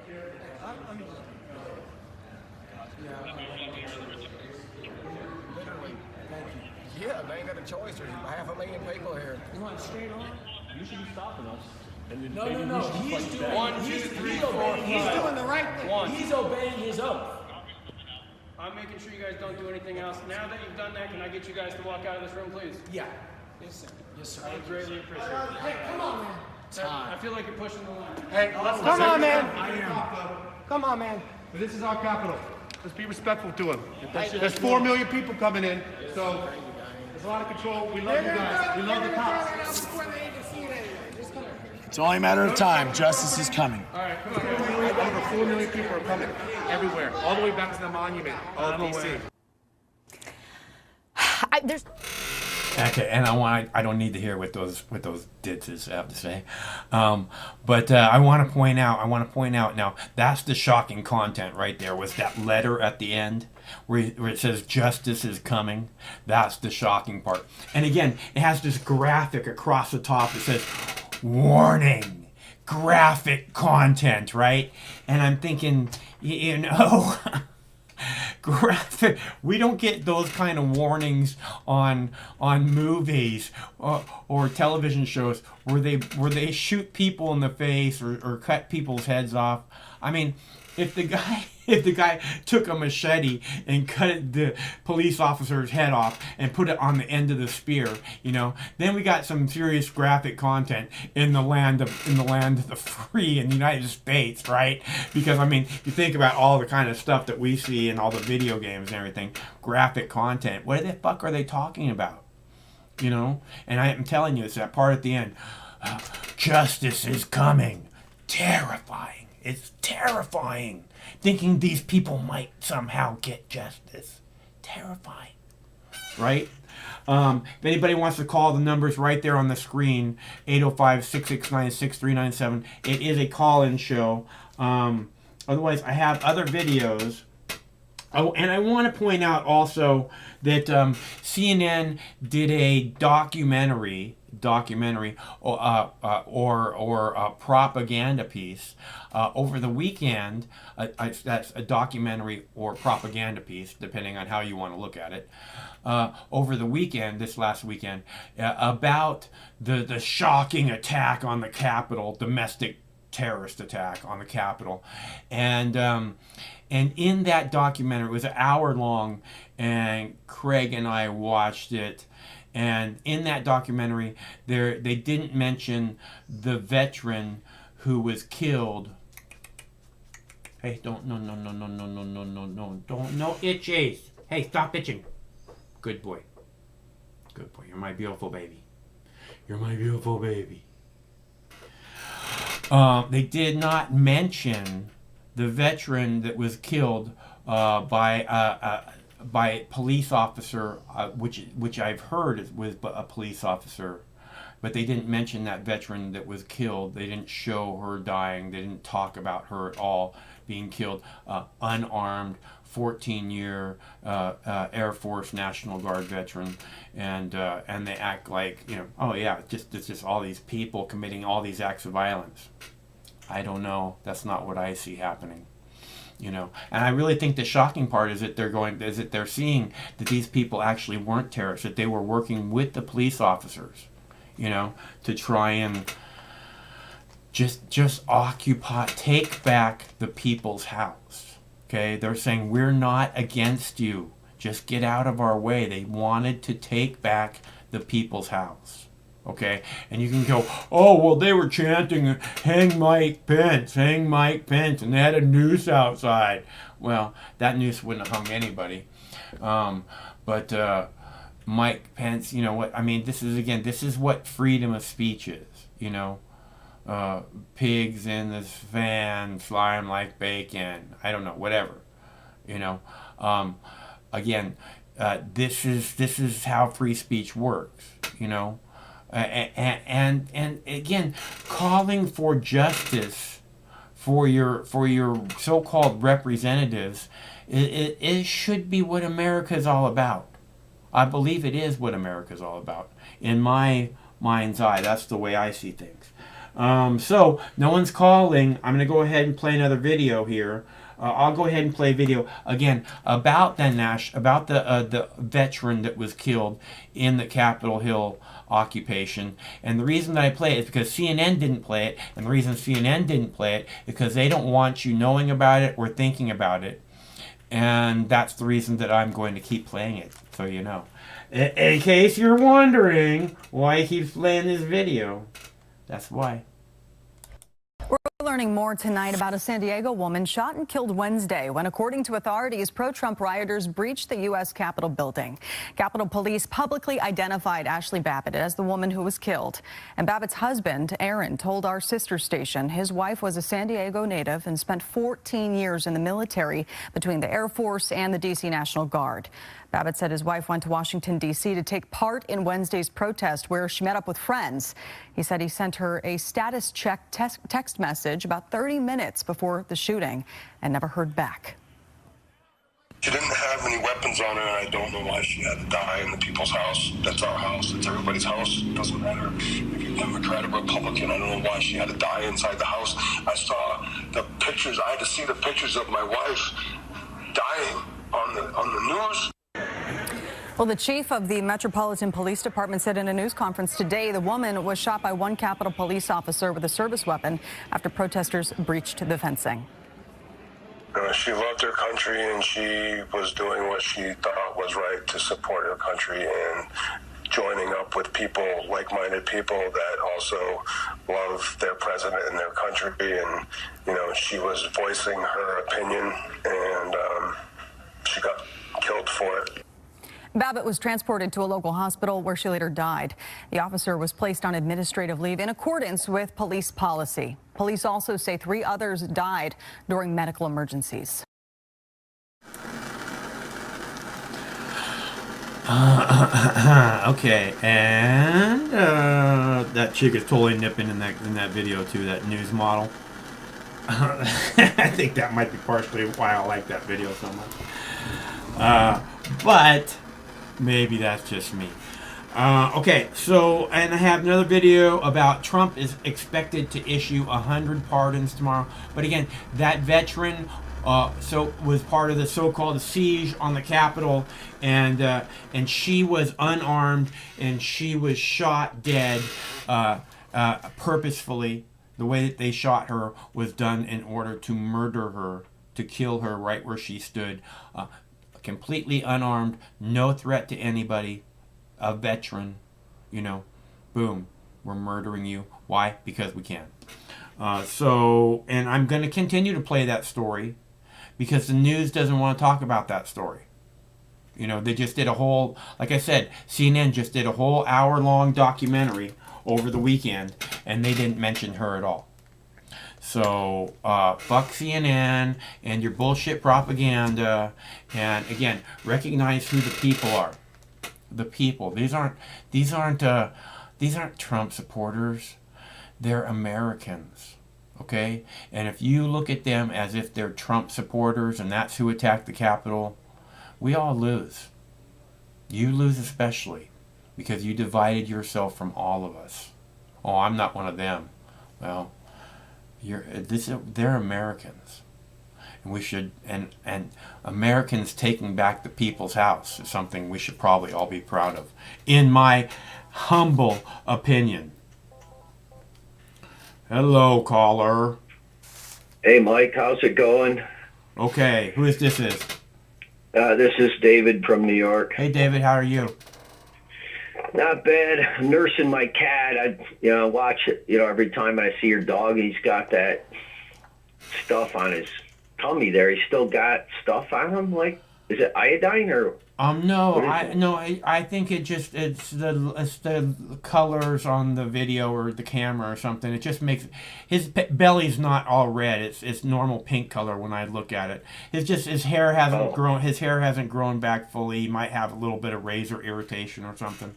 But I see. It really does. When I look at it, I don't actually see it. Oh, okay. Because it looks like it's still like iodine or something, from. Yeah, I've been nursing my cat, and it's tough, man. When you trying to give them pills and they won't eat them because they sniff them out. It's like you can't fool them, and so it's like, okay, you got to give it to them, and yeah, it's a lot of work. Well, these dogs are very, very good dogs, and they're you just put a pill in a hot dog, and it pretty much gets gobbled down. Yeah, that's nice. See, I tried that I got a cat. I'm usually a dog guy, but I got a cat. My dog passed a couple of years ago, and I got a cat, and I'm trying to give it a pill. It's like, no way, because they give it to me in a powder. It's like, just put a little powder in this, no way. Sniffs it right out. It's like, nope, favorite food in the world, wouldn't touch it. Like, okay, so you gotta give it to them, otherwise, it's curtains, right? So, anyways, I wanted to comment about the only comment I have is there's a quote where the guy when they're first going into the Senate chamber. Yeah. I think it is. And the one guy says, let's vote on some shit. I said, let's vote on some shit. Listen, because if you actually take a vote, right, and it's called we have a thing for that, and we never use it, and it's called a referendum, right? Yeah. And we don't use that. And I keep saying this. I've been saying this for years. Like, hey, when are we going to have a referendum on, like, war powers or going to war, this kind of thing? Because I'm big in anti-war.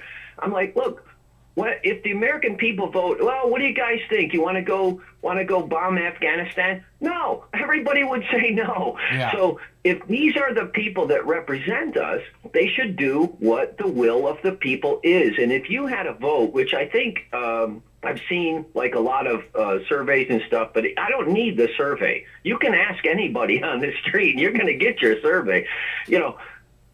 Most people would say no. No. Let's not do that. I mean, they tried really hard to push the American people into war in World War II, right? The horrible Great War, the evil war. We didn't want to go. And fuck that. We don't want nothing to do with that. And that was America. Okay, that was the United States. We the people. We don't want nothing to do with that shit. Let them do whatever the fuck they're gonna do. Okay, That's right. And then conveniently there was an attack on Pearl Harbor, as some of you might recall, and that kind of forced our hand. And there was also the big talk at the end where FDR and Churchill. I don't know. This is part of I only know a little bit, but Churchill and FDR had a talk at the end of the war, and FDR's like, okay, here's the deal. We're not going to just keep doing this.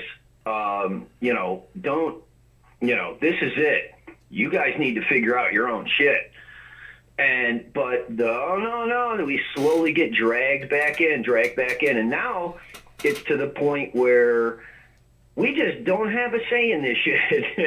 and it's real murky. Like, who has the authority to send us to war? Well, it's murky. And there's only a couple people on either side of the aisle. It's not a partisan thing at all. There's only a couple of people that say, hey, everything they're doing right now is not the way it was set up in the Constitution. So all these people keep saying, oh, the Constitution. The war powers are supposed to be in Congress. Those people are supposed to be held personally accountable every time they vote for that stuff. But they're not doing it anymore. It's just like, well, we're in this thing and we don't really have a say. And I don't know, we're not really, Yeah. Oh, well, we got the purse, but, he's got the authority. And, we don't, it's just all murky. And it's like, no, let's have a referendum about, the budget. Because not for nothing, aside from everything else, I'm not happy with the product I'm getting for my security dollar. If I'm paying like 3 guys to protect me and I get beat up every weekend, I'm not too happy. You know what I mean? I agree. I think this is a big part of why the defund the police movement is so bad. When we hear about crime all over the place, but the police aren't doing their job. If the police were doing their job, there wouldn't be crime all over the place. Now, would there? That's right. The police need crime. So obviously, the same guys who kind of escort the drugs in are the same guys busting it a week later and grabbing all the cash. And it's a major money laundering operation. That's the way I see it anyway, just from being a kind of a street guy for, many years. I just see it as this constant chain. There's no break in that chain. That chain is, the drugs come in. You can't tell me that there's some guy with a pair of jeans that's 20 years old dragging, $40 billion worth of cocaine across the desert. No, that's not the way it works.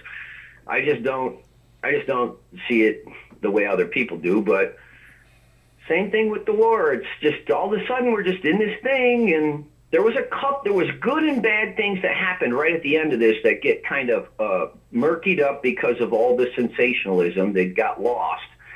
But one cool thing, and I don't have a lot of compliments for Trump, but the guy that was, they were interviewing the guy that was running the Pentagon or something. I can't remember what his position was because these guys changed positions so much.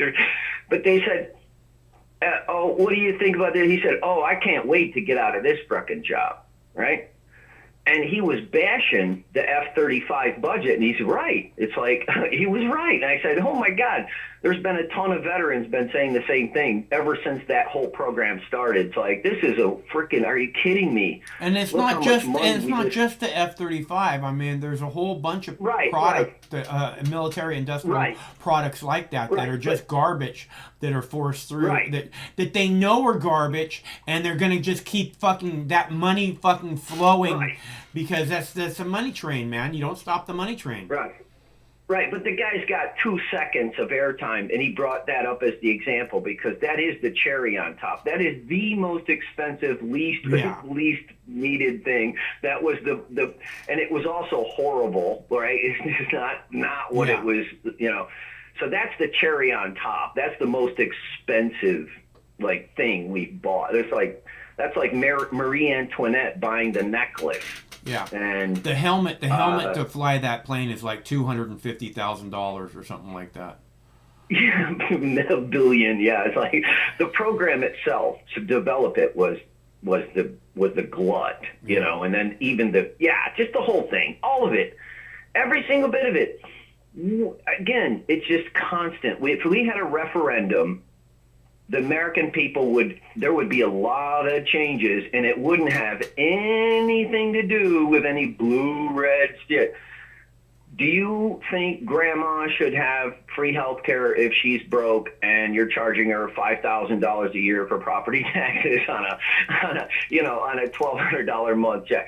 Yeah, I do. I want her to be taken care of. Okay, that's great. Cool. You guys want to go to war against a bunch of really poor people in Yemen and support this oil magnet monarchy,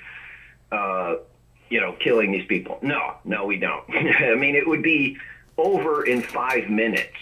There's no debate. It's like we don't need a debate. We're not being attacked by Yemen. We're not being attacked by Afghanistan, and we're not being attacked by Iraq. We're not being attacked by any of those people. I think even with the over-the-top military-industrial complex programming, you know, that's in all the movies and all the television shows and all the NFL games. You know, I mean, even with that, I think the American people still don't want to go to war anywhere. They don't want that bullshit. No, they don't. Yeah. No, they don't. No, we don't. It's a serious thing, and it's a super serious thing. The only way they can do it is to remove that decision from the people, and that's what's going on. That's why this continues, because as soon as they hide things and they say, "Oh no," you know, it's like weed, right? Like how a lot of guys get started because I knew that there was people in my house hiding weed, you know, so I got to check this out. Like, what's this about? That's the original things. Like, oh, you can't do this. That's the first thing you want to do when they tell you can't do it. Okay, you can look at everything in this room, but not in this bag, you know? Don't look in this bag. Right. Whatever you do, don't look in the bag. First thing you want to do, look in the bag. Of course. So this just everything's classified. All the budgets are classified. We don't even know how much money we're spending. We don't have that conversation anymore either. That's one of there's so much that gets put on the back burner that they get us caught up in this sensationalism. Like, oh, Donald Trump took a shit. Yeah. Oh, look, Joe Biden's sniffing hair. Oh, look, They don't talk about Joe Biden sniffing hair. They don't talk about that. Yeah. We got some important shit to talk about here.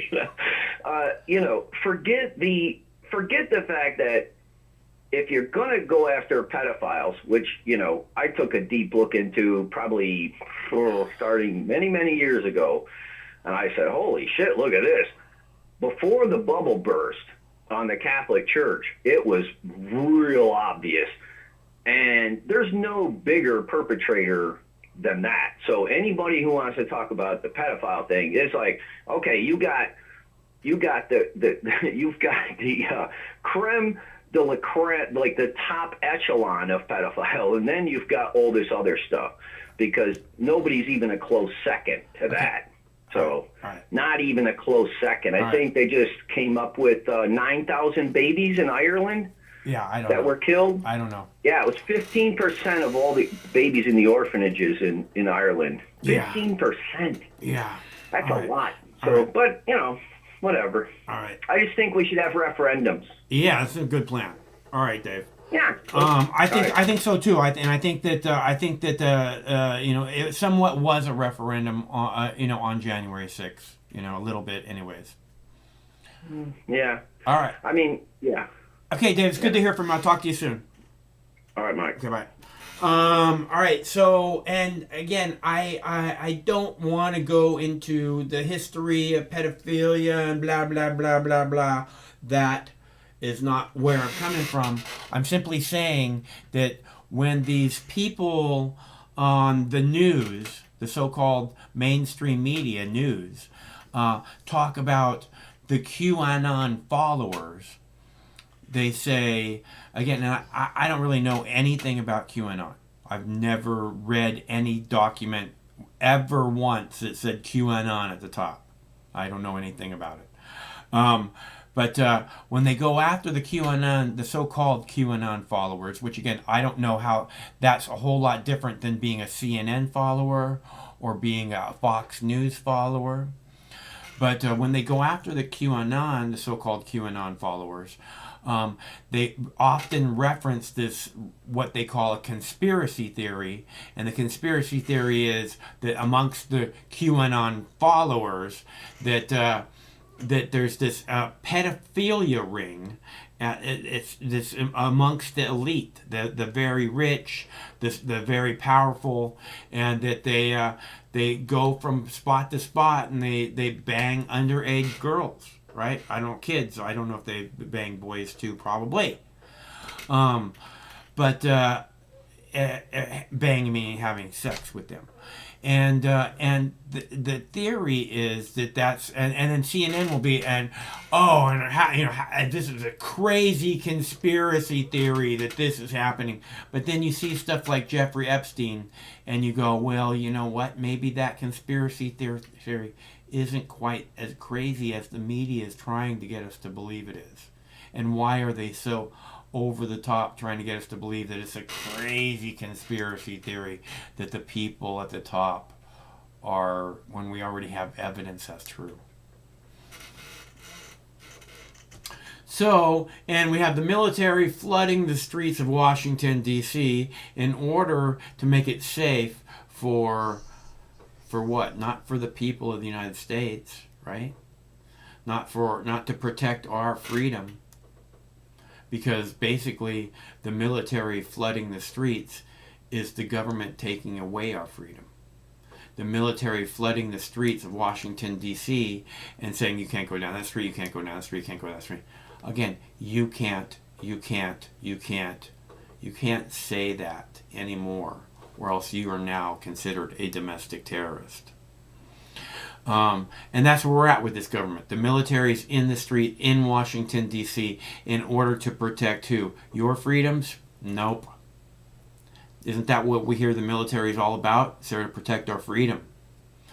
Obviously, clearly, that's not true.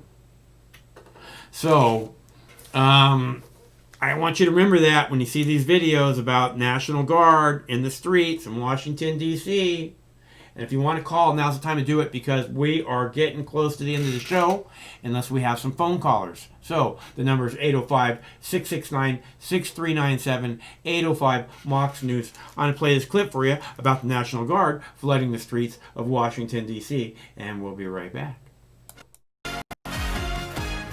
And we are following some breaking news right now. The AP reporting that U.S. defense officials say they are worried about an insider attack or other threat from service members involved in securing President-elect Joe Biden's inauguration. It's prompting the FBI to vet all of the 25,000 National Guard troops coming into Washington, D.C. for the event. I want to read a quote here from Army Secretary Ryan McCarthy. This is in the Associated Press's story on this. He said, quote, "We're continually going through the process and taking second, third looks at everyone of the individuals assigned to this operation."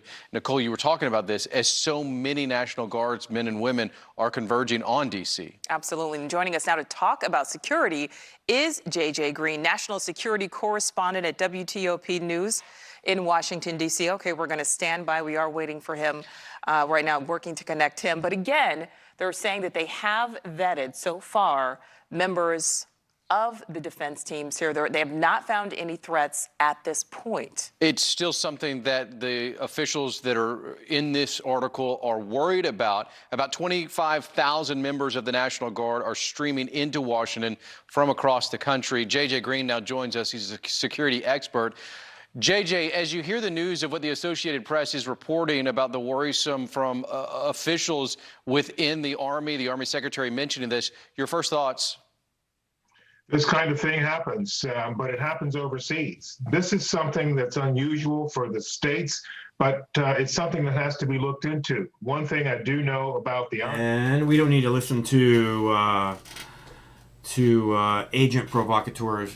You know, in the media, there's all these guys that are ex-CIA, ex-FBI, ex-intelligence officers, and when it says ex, I don't think it's X, so you guys know. I think it's, you know, they're currently collecting a paycheck from the CIA or the FBI or whichever intelligence office it is. They just say that they're no longer with the agency because that would be weird of them having actual CIA agents telling us what the news is, right? Hello, caller. Hello, Mike. This is Mr. Scott from YouTube. What's up, Mr. Scott? How are you doing today? I'm good. How are you doing today? I'm doing a lot better than I have been, actually. Right on. Just calling to tell you that the time machine's running great. Yeah, anybody in this chat room, you know, you can ride the time machine too. Okay, well, that's very nice of you. Yeah, okay, this other thing I wanted to talk about is it's time to get your garden growing for this spring. Do you have any, like, new seeds or anything that you're starting? I'm starting a strain called the Tombs, and I'm starting a strain called Dark Matter Dragon. Those are weed, I'm assuming. So is it like indica, sativa leaning? One's a 50-50 hybrid, and the other one is 100% indica. Oh, so they're real like races. They're not feminized or whatever. No, they're not feminized. I'm not down with that feminized stuff. Anyways, you can't make new seeds with that, right? Yeah, you can't. From what I don't know. I don't know how to make seeds. I kind of wish I understood it better because it seems like it would be a really interesting business to be in right now. But I agree. Yeah, especially those CBD seeds are real gold right now. If you have some of those. Yeah, people. Well, I think any as the goddess, as I like to call her, becomes legal, back and forth from sea to shining sea. I think the cannabis seeds overall are going to be just a great business to be in because people are going to want to. Many people are going to want to grow their own weed.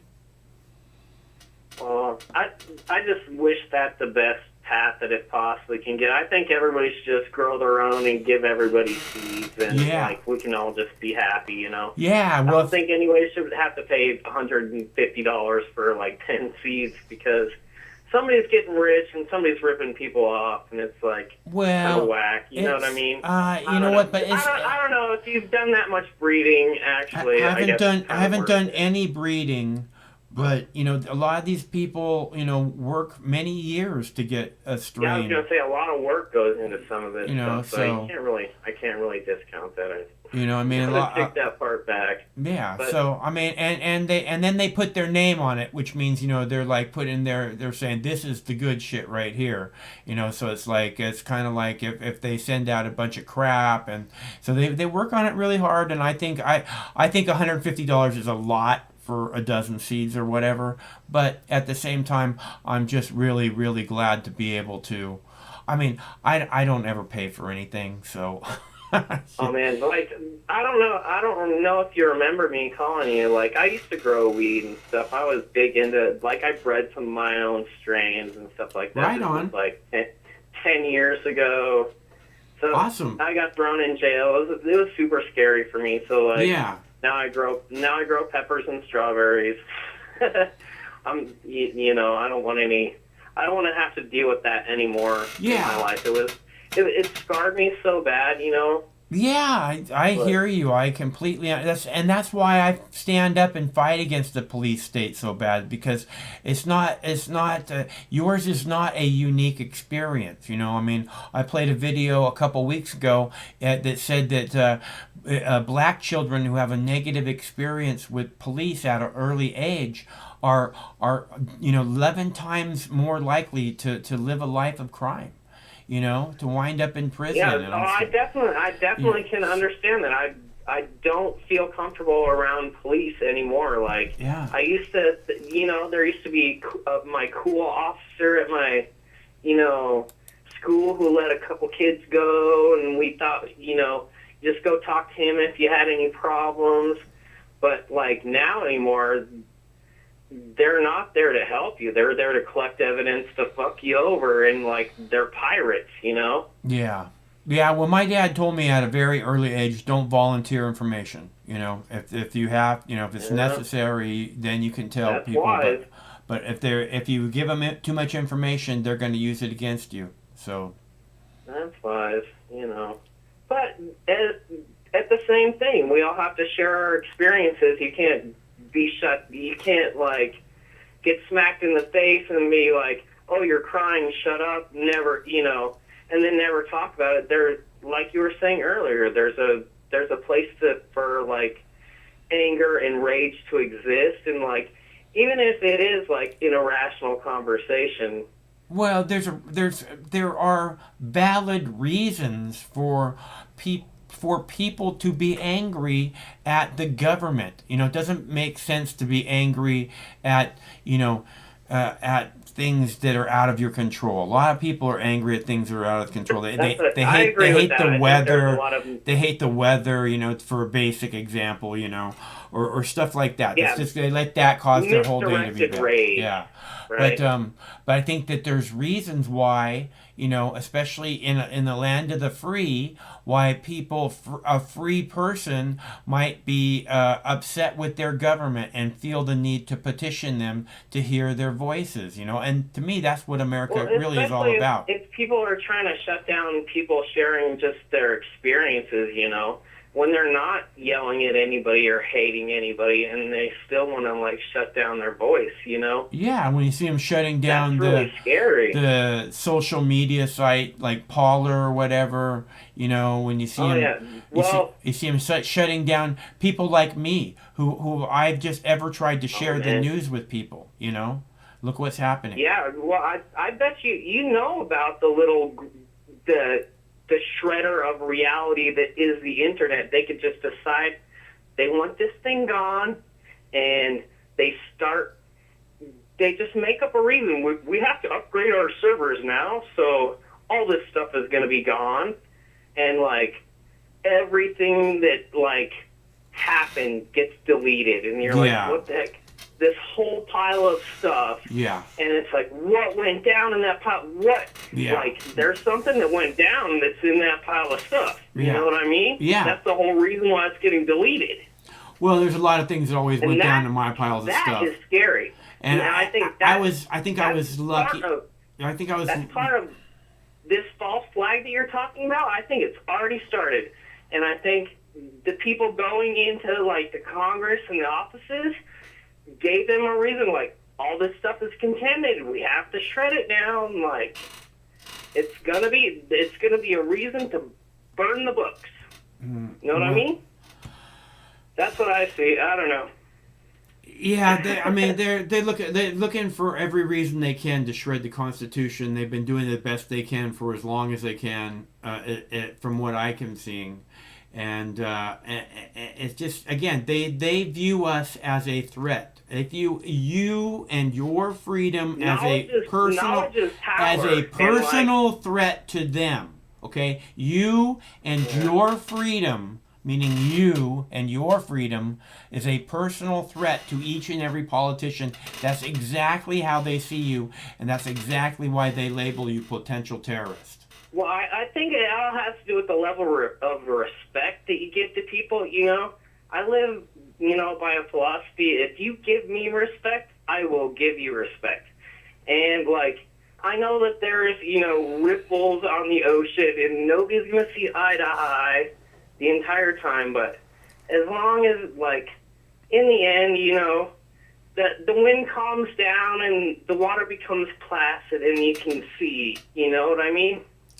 If you're look at the people have been misprogrammed from the very beginning and misinformed all day, every day, on a minute-to-minute basis for their pretty much their entire lives. So yeah, it's like, what are you going to do on that? What I'm telling you is that that it might not, you know, eventually become clear, because everything's been so fucking scrambled up forever that things might not be clear. Well, I don't know. The moment of clarity might be like incoming. You know what I mean? Well, like, when you're misled and misinformed. As scary as it sounds, like there's a moment where like you have that level of the placid ocean. Okay, what you're saying isn't a moment. What you're saying isn't a moment of look at. What you're talking about isn't a moment of clarity. It's not as if, okay, this makes sense in my mind all of a sudden. What you're talking about is the people have been pushed as far as they're going to be pushed.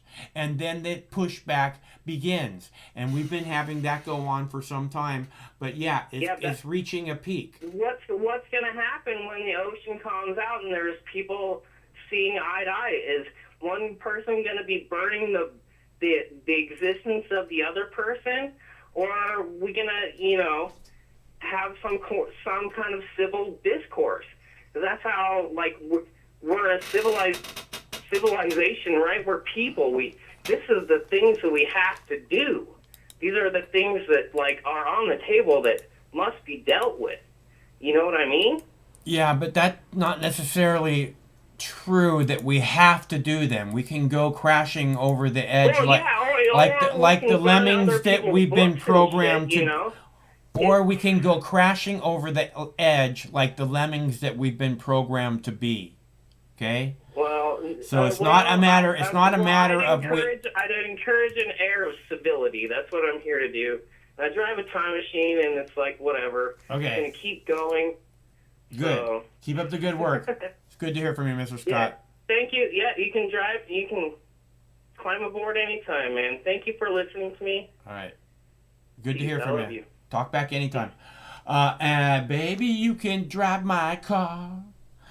Okay, so I have one video left. I'm gonna play that video. If anybody wants to call, now is the time to call. Otherwise, we're gonna be checking out after this video. So get on the horn. The number's right there: 805-669-6397. 805 Mox News. I'm gonna play this video tomorrow. Donald Trump is expected to do 100 plus pardons, and I would be ecstatic if tomorrow he did, if he pardoned all the people involved in the occupation of the People's House. I would love just to see a blanket pardon of all those people, and then we'd have certainly something to talk about tomorrow night, huh? So that's probably what tomorrow's show is going to be about, is the people that Donald Trump pardoned. So I figured we should probably give you a heads up now. So I'll be right back. Call. If you guys want to call, the number's there. 805-669-6397. This is going to be your last chance. This is my last video. I'll be back in a sec. Situation room. I want to go to our White House correspondent Jeremy Diamond right now. Jeremy, tell our viewers here in the U.S. and around the world what you and your team are learning.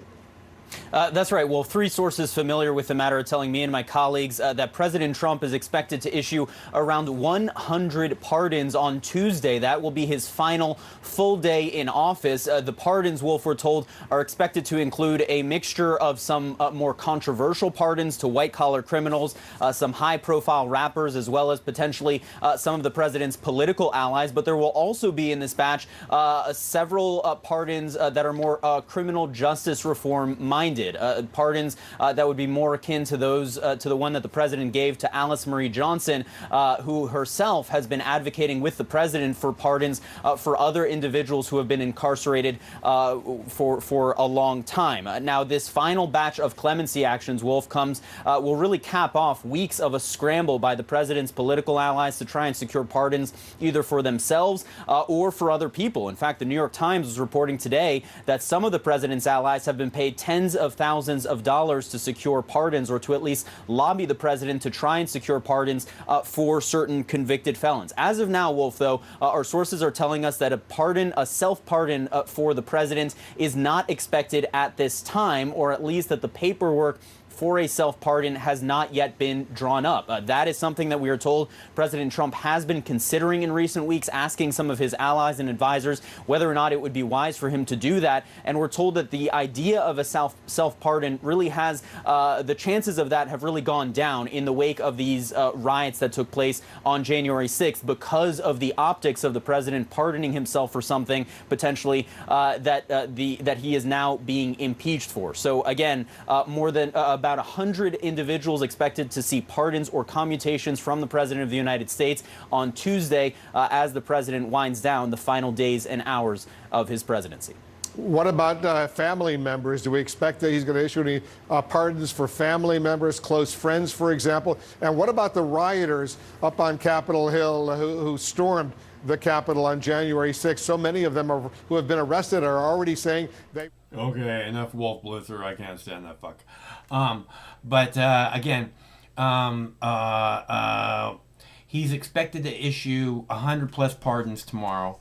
That should be entering. It will probably be a big part of our discussion tomorrow.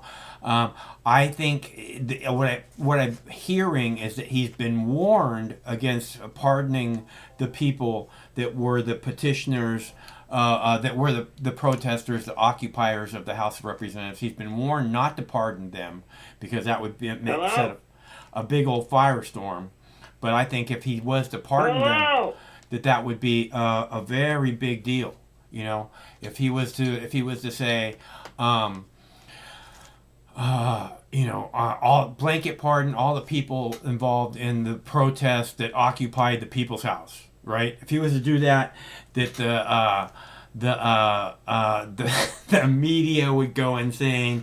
People would go, and all the politicians would go. I mean, like they're already rabidly insane. But they would just be like foaming at the mouth, it just over the top, like, steam coming out of their ears and shit. And, because they feel as if it was a personal attack on them. So if Donald Trump was to go, yeah, that's okay. That's okay for you guys. The American people should be allowed to attack their representatives. If he was to do something like that, that would be, I think... that would make people crazy. But he's been warned against it. And again, being a person who doesn't like to be told what to do, and today being my very last job very last day as president of these United States, and last day that I have this power to do this, I think I'm going to go ahead and do it. What the fuck? Hello, caller. Hello, Michael. This is Steve McClanahan. We apparently got disconnected just a second ago. I swear to God, the fucking algorithm and YouTube content it's devastating. Okay, devastating. I hear you. It's devastating. Okay. The Google, YouTube algorithm. Fuck the Google. You know what? Fuck them, Michael. Fuck the Google. Can I say that? Fuck the Google. Can I say fuck YouTube as well? Fuck the Google. What about fuck all those human beings that own and work for Google, YouTube, and Facebook, and that own all those? Can I say fuck the Google. them? Fuck the Google. Fuck all of them. Fuck the Google. I mean, don't actually physically fuck them for pleasure, but I swear to God, fuck the Google. Maybe just fuck the Google. Fuck the Google. Get fucked over fuck for a day. the Google. Can they get fucked over for a day? Fuck the Google. Because, ladies and gentlemen, this is Steve McClanahan, and I'm a fucking goddamn drunken journalist smoking cigarettes out here in the fucking streets. I swear to God, I'm homeless now. And, I'm trying to get a goddamn news report, something of substance. Okay. But there is nothing. Good luck with that. There is nothing. Okay. I tell you what. Well, we're glad you checked in and tell us there's nothing to check in about. Well, I was trying to figure out what we could actually really talk about. Like, we should try and what figure that we out could before we actually call. Well, I was trying to actually like do a heart-to-heart conversation with you, Michael. I don't think you were. And no, I was. I was trying. I don't have anything, and so I'm trying to like talk to you like a normal human being currently, Michael. Okay, Steve. So, as a journalist, Michael, I have to ask you a question. It's not about pie, is it? No. It's about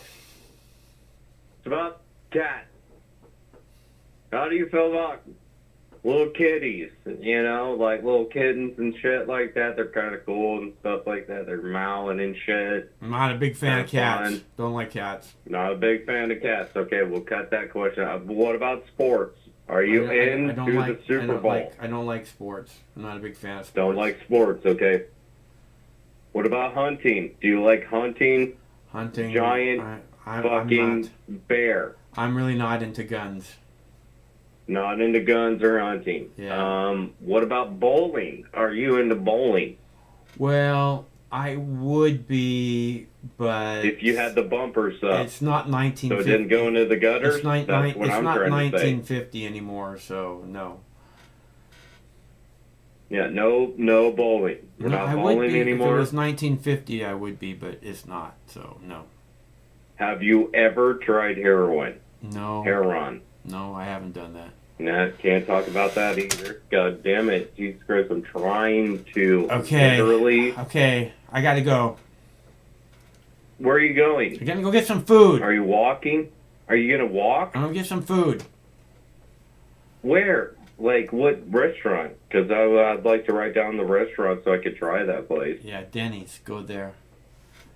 Denny's. I've never heard of it ever in my fucking life. Yeah, you should give it a try. Order the pancakes. It's their specialty. I'm not ordering fucking pancakes, dude. Nobody eats pancakes anymore. I'm not even kidding you. Oh, well. Literally. They're missing out. Who the fuck eats pancakes? People who like Anybody? sugar and flour. People like sugar and flour. Duh. Sugar, flour, and okay. Really? Do you like a fucking goddamn like a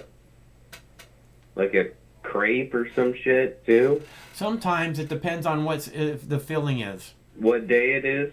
What the filling you had like too we many go to this pancakes. We go to this Filipino place, and they put chicken and they put like bean sprouts and stuff like that inside this crepe, and it's delicious.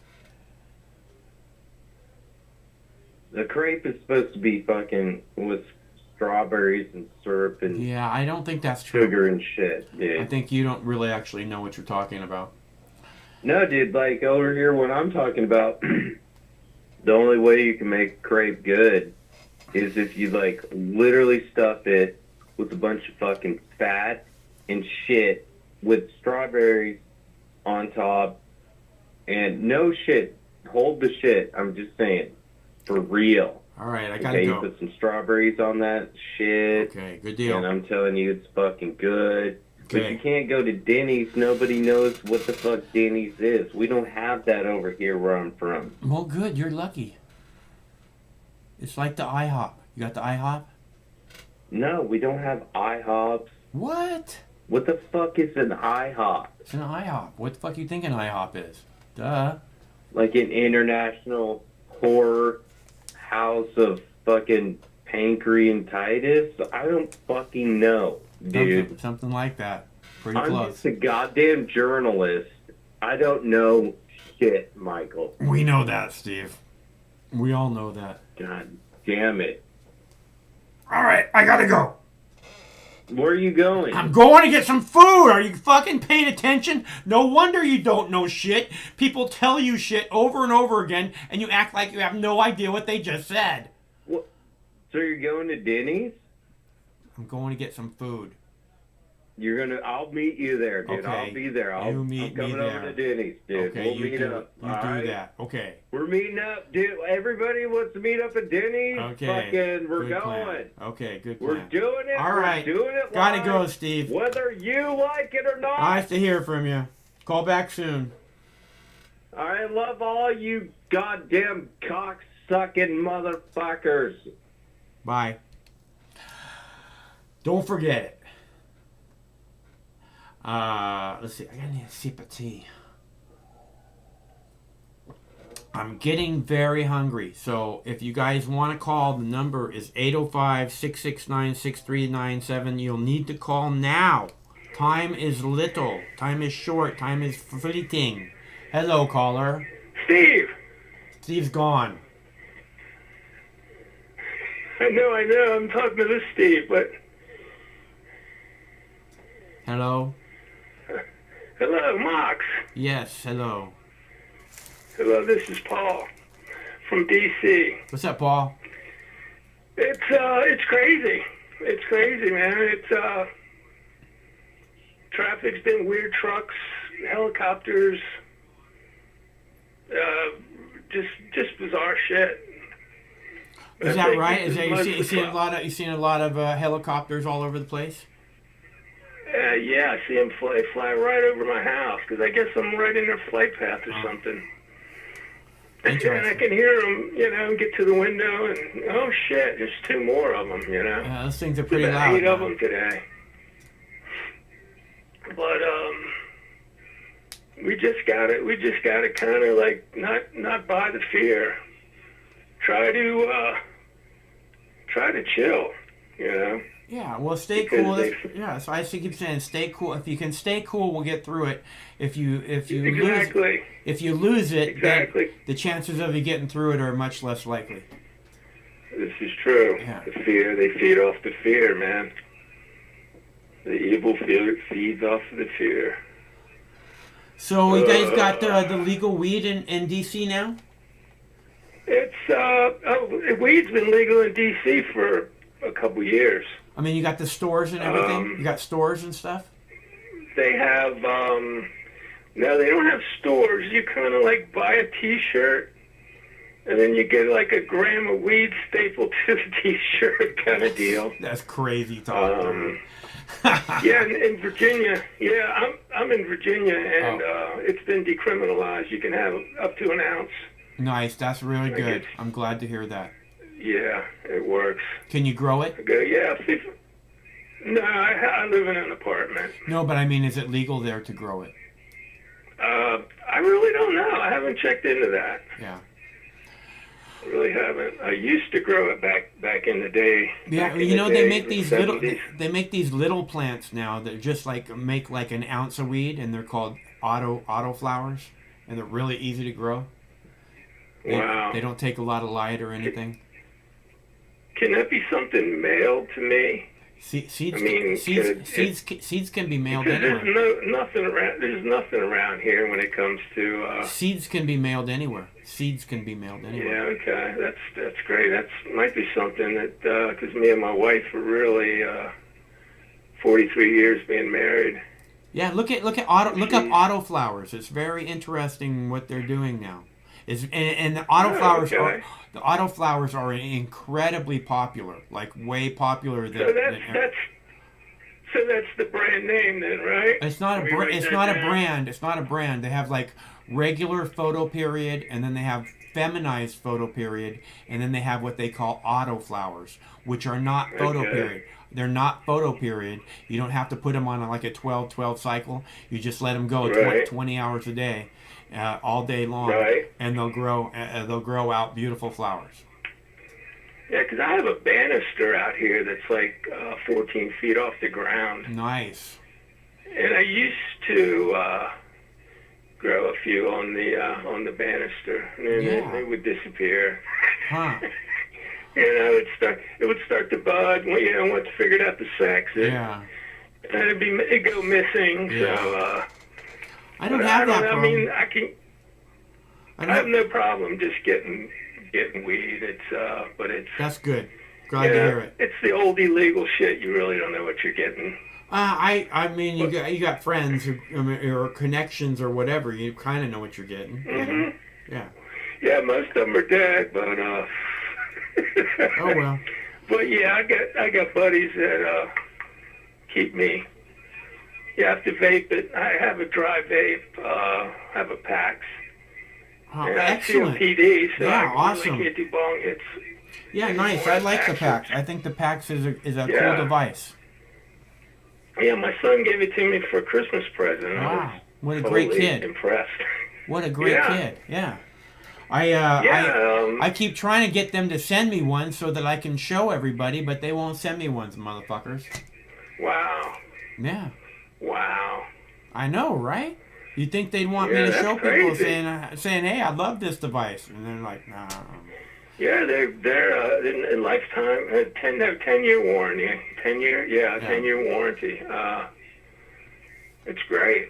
It's great, and it came with the wax, the dab and the wax pod oven. Cool. So I just clean out the ash and stuff, and just throw the little wax in there, and awesome.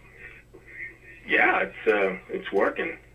Yeah, no, I always like it. I haven't tried it with the oil, but I always thought it was great with the flour. Amazing, actually. Yeah, it does great with the flour because you know standard vape pipes you can buy anywhere. So my cousins and shit go to DC and they get them somehow. Oh, I buy a $50 T-shirt and you get the free vape with the cartridge. Huh. And it just burns my throat up, and I just really have problems with it. Yeah. So, some of those things are way too hot. They use metals and stuff you don't want to be actually sucking on too. So. Yeah, so I don't know, and I'm trying to just keep my and my wife's all into the COVID shit, and I'm not believing it at all. Well, you know, it's understandable that someone might be afraid, though. You know, it's understandable. Yeah, she's worried I'm going to get... I think I had it last Christmas. Not last Christmas, but 2019. I mean, 2020. Yeah. Huh. No, wait, a year from Christmas, yeah. I got a really bad cold, but it wasn't a cold. After about 2 weeks. Yeah. I got better. And then, like, a month later, they started talking about the COVID. And, so, I've had a few people tell me that they got sick right before people started talking about it. Yeah. I think they had a good chance of... Oh, here's a little tidbit. Back in June, I was taking the trash out. And I was outside, and it was a clear night. And I smelled this ether, kind of like a chemical ether, kind of, or a disinfectant smell. Huh. And it was on my skin, and on my, it was, I'm thinking, man, are they fucking spraying this shit, or what? And I talked to my cousin who lives way down in Southern Virginia. He said, yeah, I've noticed that too a couple nights. They were spraying something. I go, it's kind of creepy. Yeah, very much so. I agree. I can't stand the idea of spraying anything. I came inside and took a shower immediately, and fuck that. Yeah, it's a mess. It's a messed up world. I'm sure you want to get into your pancakes. You know, it's late. Yeah. It's not a little late here. It's 12:30, but when you're hungry, you're hungry. Pancakes are a nice midnight snack. Yeah, they are. I like blueberry pancakes, man. A big pile of French fries and a stack of pancakes. Boy, that is some great midnight munchie food right there. French fries and pancakes? Wow. Fuck yeah. America. It's too many carbs for this fat fuck. All right. Well, listen. Hey, I gotta go get some food, bro. It's really good. Thanks so much for calling, and call us back. Yeah, man. Call us back on Wednesday and let us know what's going on Wednesday. Okay. I can do that. Okay. Thanks a bunch. We'll talk to you soon. I could do that. Talk to you, man. Okay. See ya. Bye. All right. Craig, you got more callers, or is that it? Okay, so that's it on the callers, and I played all my videos except for my Bright Side video. I don't need to play that. But I'm hungry, guys. I gotta get some food. So thanks so much for tuning in. We do this every Monday through Friday night at 7 p.m. Pacific time, which means we'll be back tomorrow night, same Mox time, same Mox channel. So, and remember, it's always better when you're here. In fact, it's completely meaningless without you. I'd just be sitting here talking to myself. What good is that? So, thanks for making it worthwhile, and please come back soon. We'll be back tomorrow, same Mox time, same Mox channel. And remember, one of these days this war is going to end. So, stay cool till then. Sometimes life can be a little overwhelming. Sometimes the weight of the world can be too much to bear. Sometimes you need to stop worrying and take a deep breath. Sometimes you need cannabis. Introducing Brightside, high-quality cannabis delivered right to your door. Brightside offers an extensive menu of strains and products to meet your needs. Choose the experience you want, and we'll send you the dankest herb, the real sticky icky, some top-shelf marijuana. If you like what we send you, keep the whole jar. We'll even include some nugs for you to blaze. As part of Discovery, you'll get to try new strains and products. Side effects may include euphoria, increased appetite, uncontrollable giggles, elevated sensitivity to musical dopeness, and reduced anxiety. Tetrahydrocannabinol may also induce feelings of existential well-being and relentless optimism. With a Brightside subscription, you can get it once a month, once a week, or whenever you want, all at a price you'll like. And yes, this is a real company. Do you know who I am? You're the wizard. Ask your doctor if cannabis is right for you. It probably is. Keep it Brightside. No matter which mouth you feed on a two-headed snake, it still shits the same turd. But lucky for you, you have Mox News. More than 10 years. More than 60,000 videos. Mox News has been filtering the nonsense and illuminating the bullshit from your mainstream media. Turn off your TV and turn on to Mox News. For over a decade, documenting the socio-political events that have etched and carved the pathways that define today's modern mess, Mox News has been providing clarity while faithfully bringing you today's relevant stories 100% commercial-free and subscription-free. And just like Lady Liberty vows to remain free. But at this time, we're asking you for your help, your patronage, and your support to keep the lights on and the videos rolling. For less than 17 cents per day, you can become a basic subscriber, knowing that your donation is truly making a difference that will help continue bringing the news stories that make a difference in your life.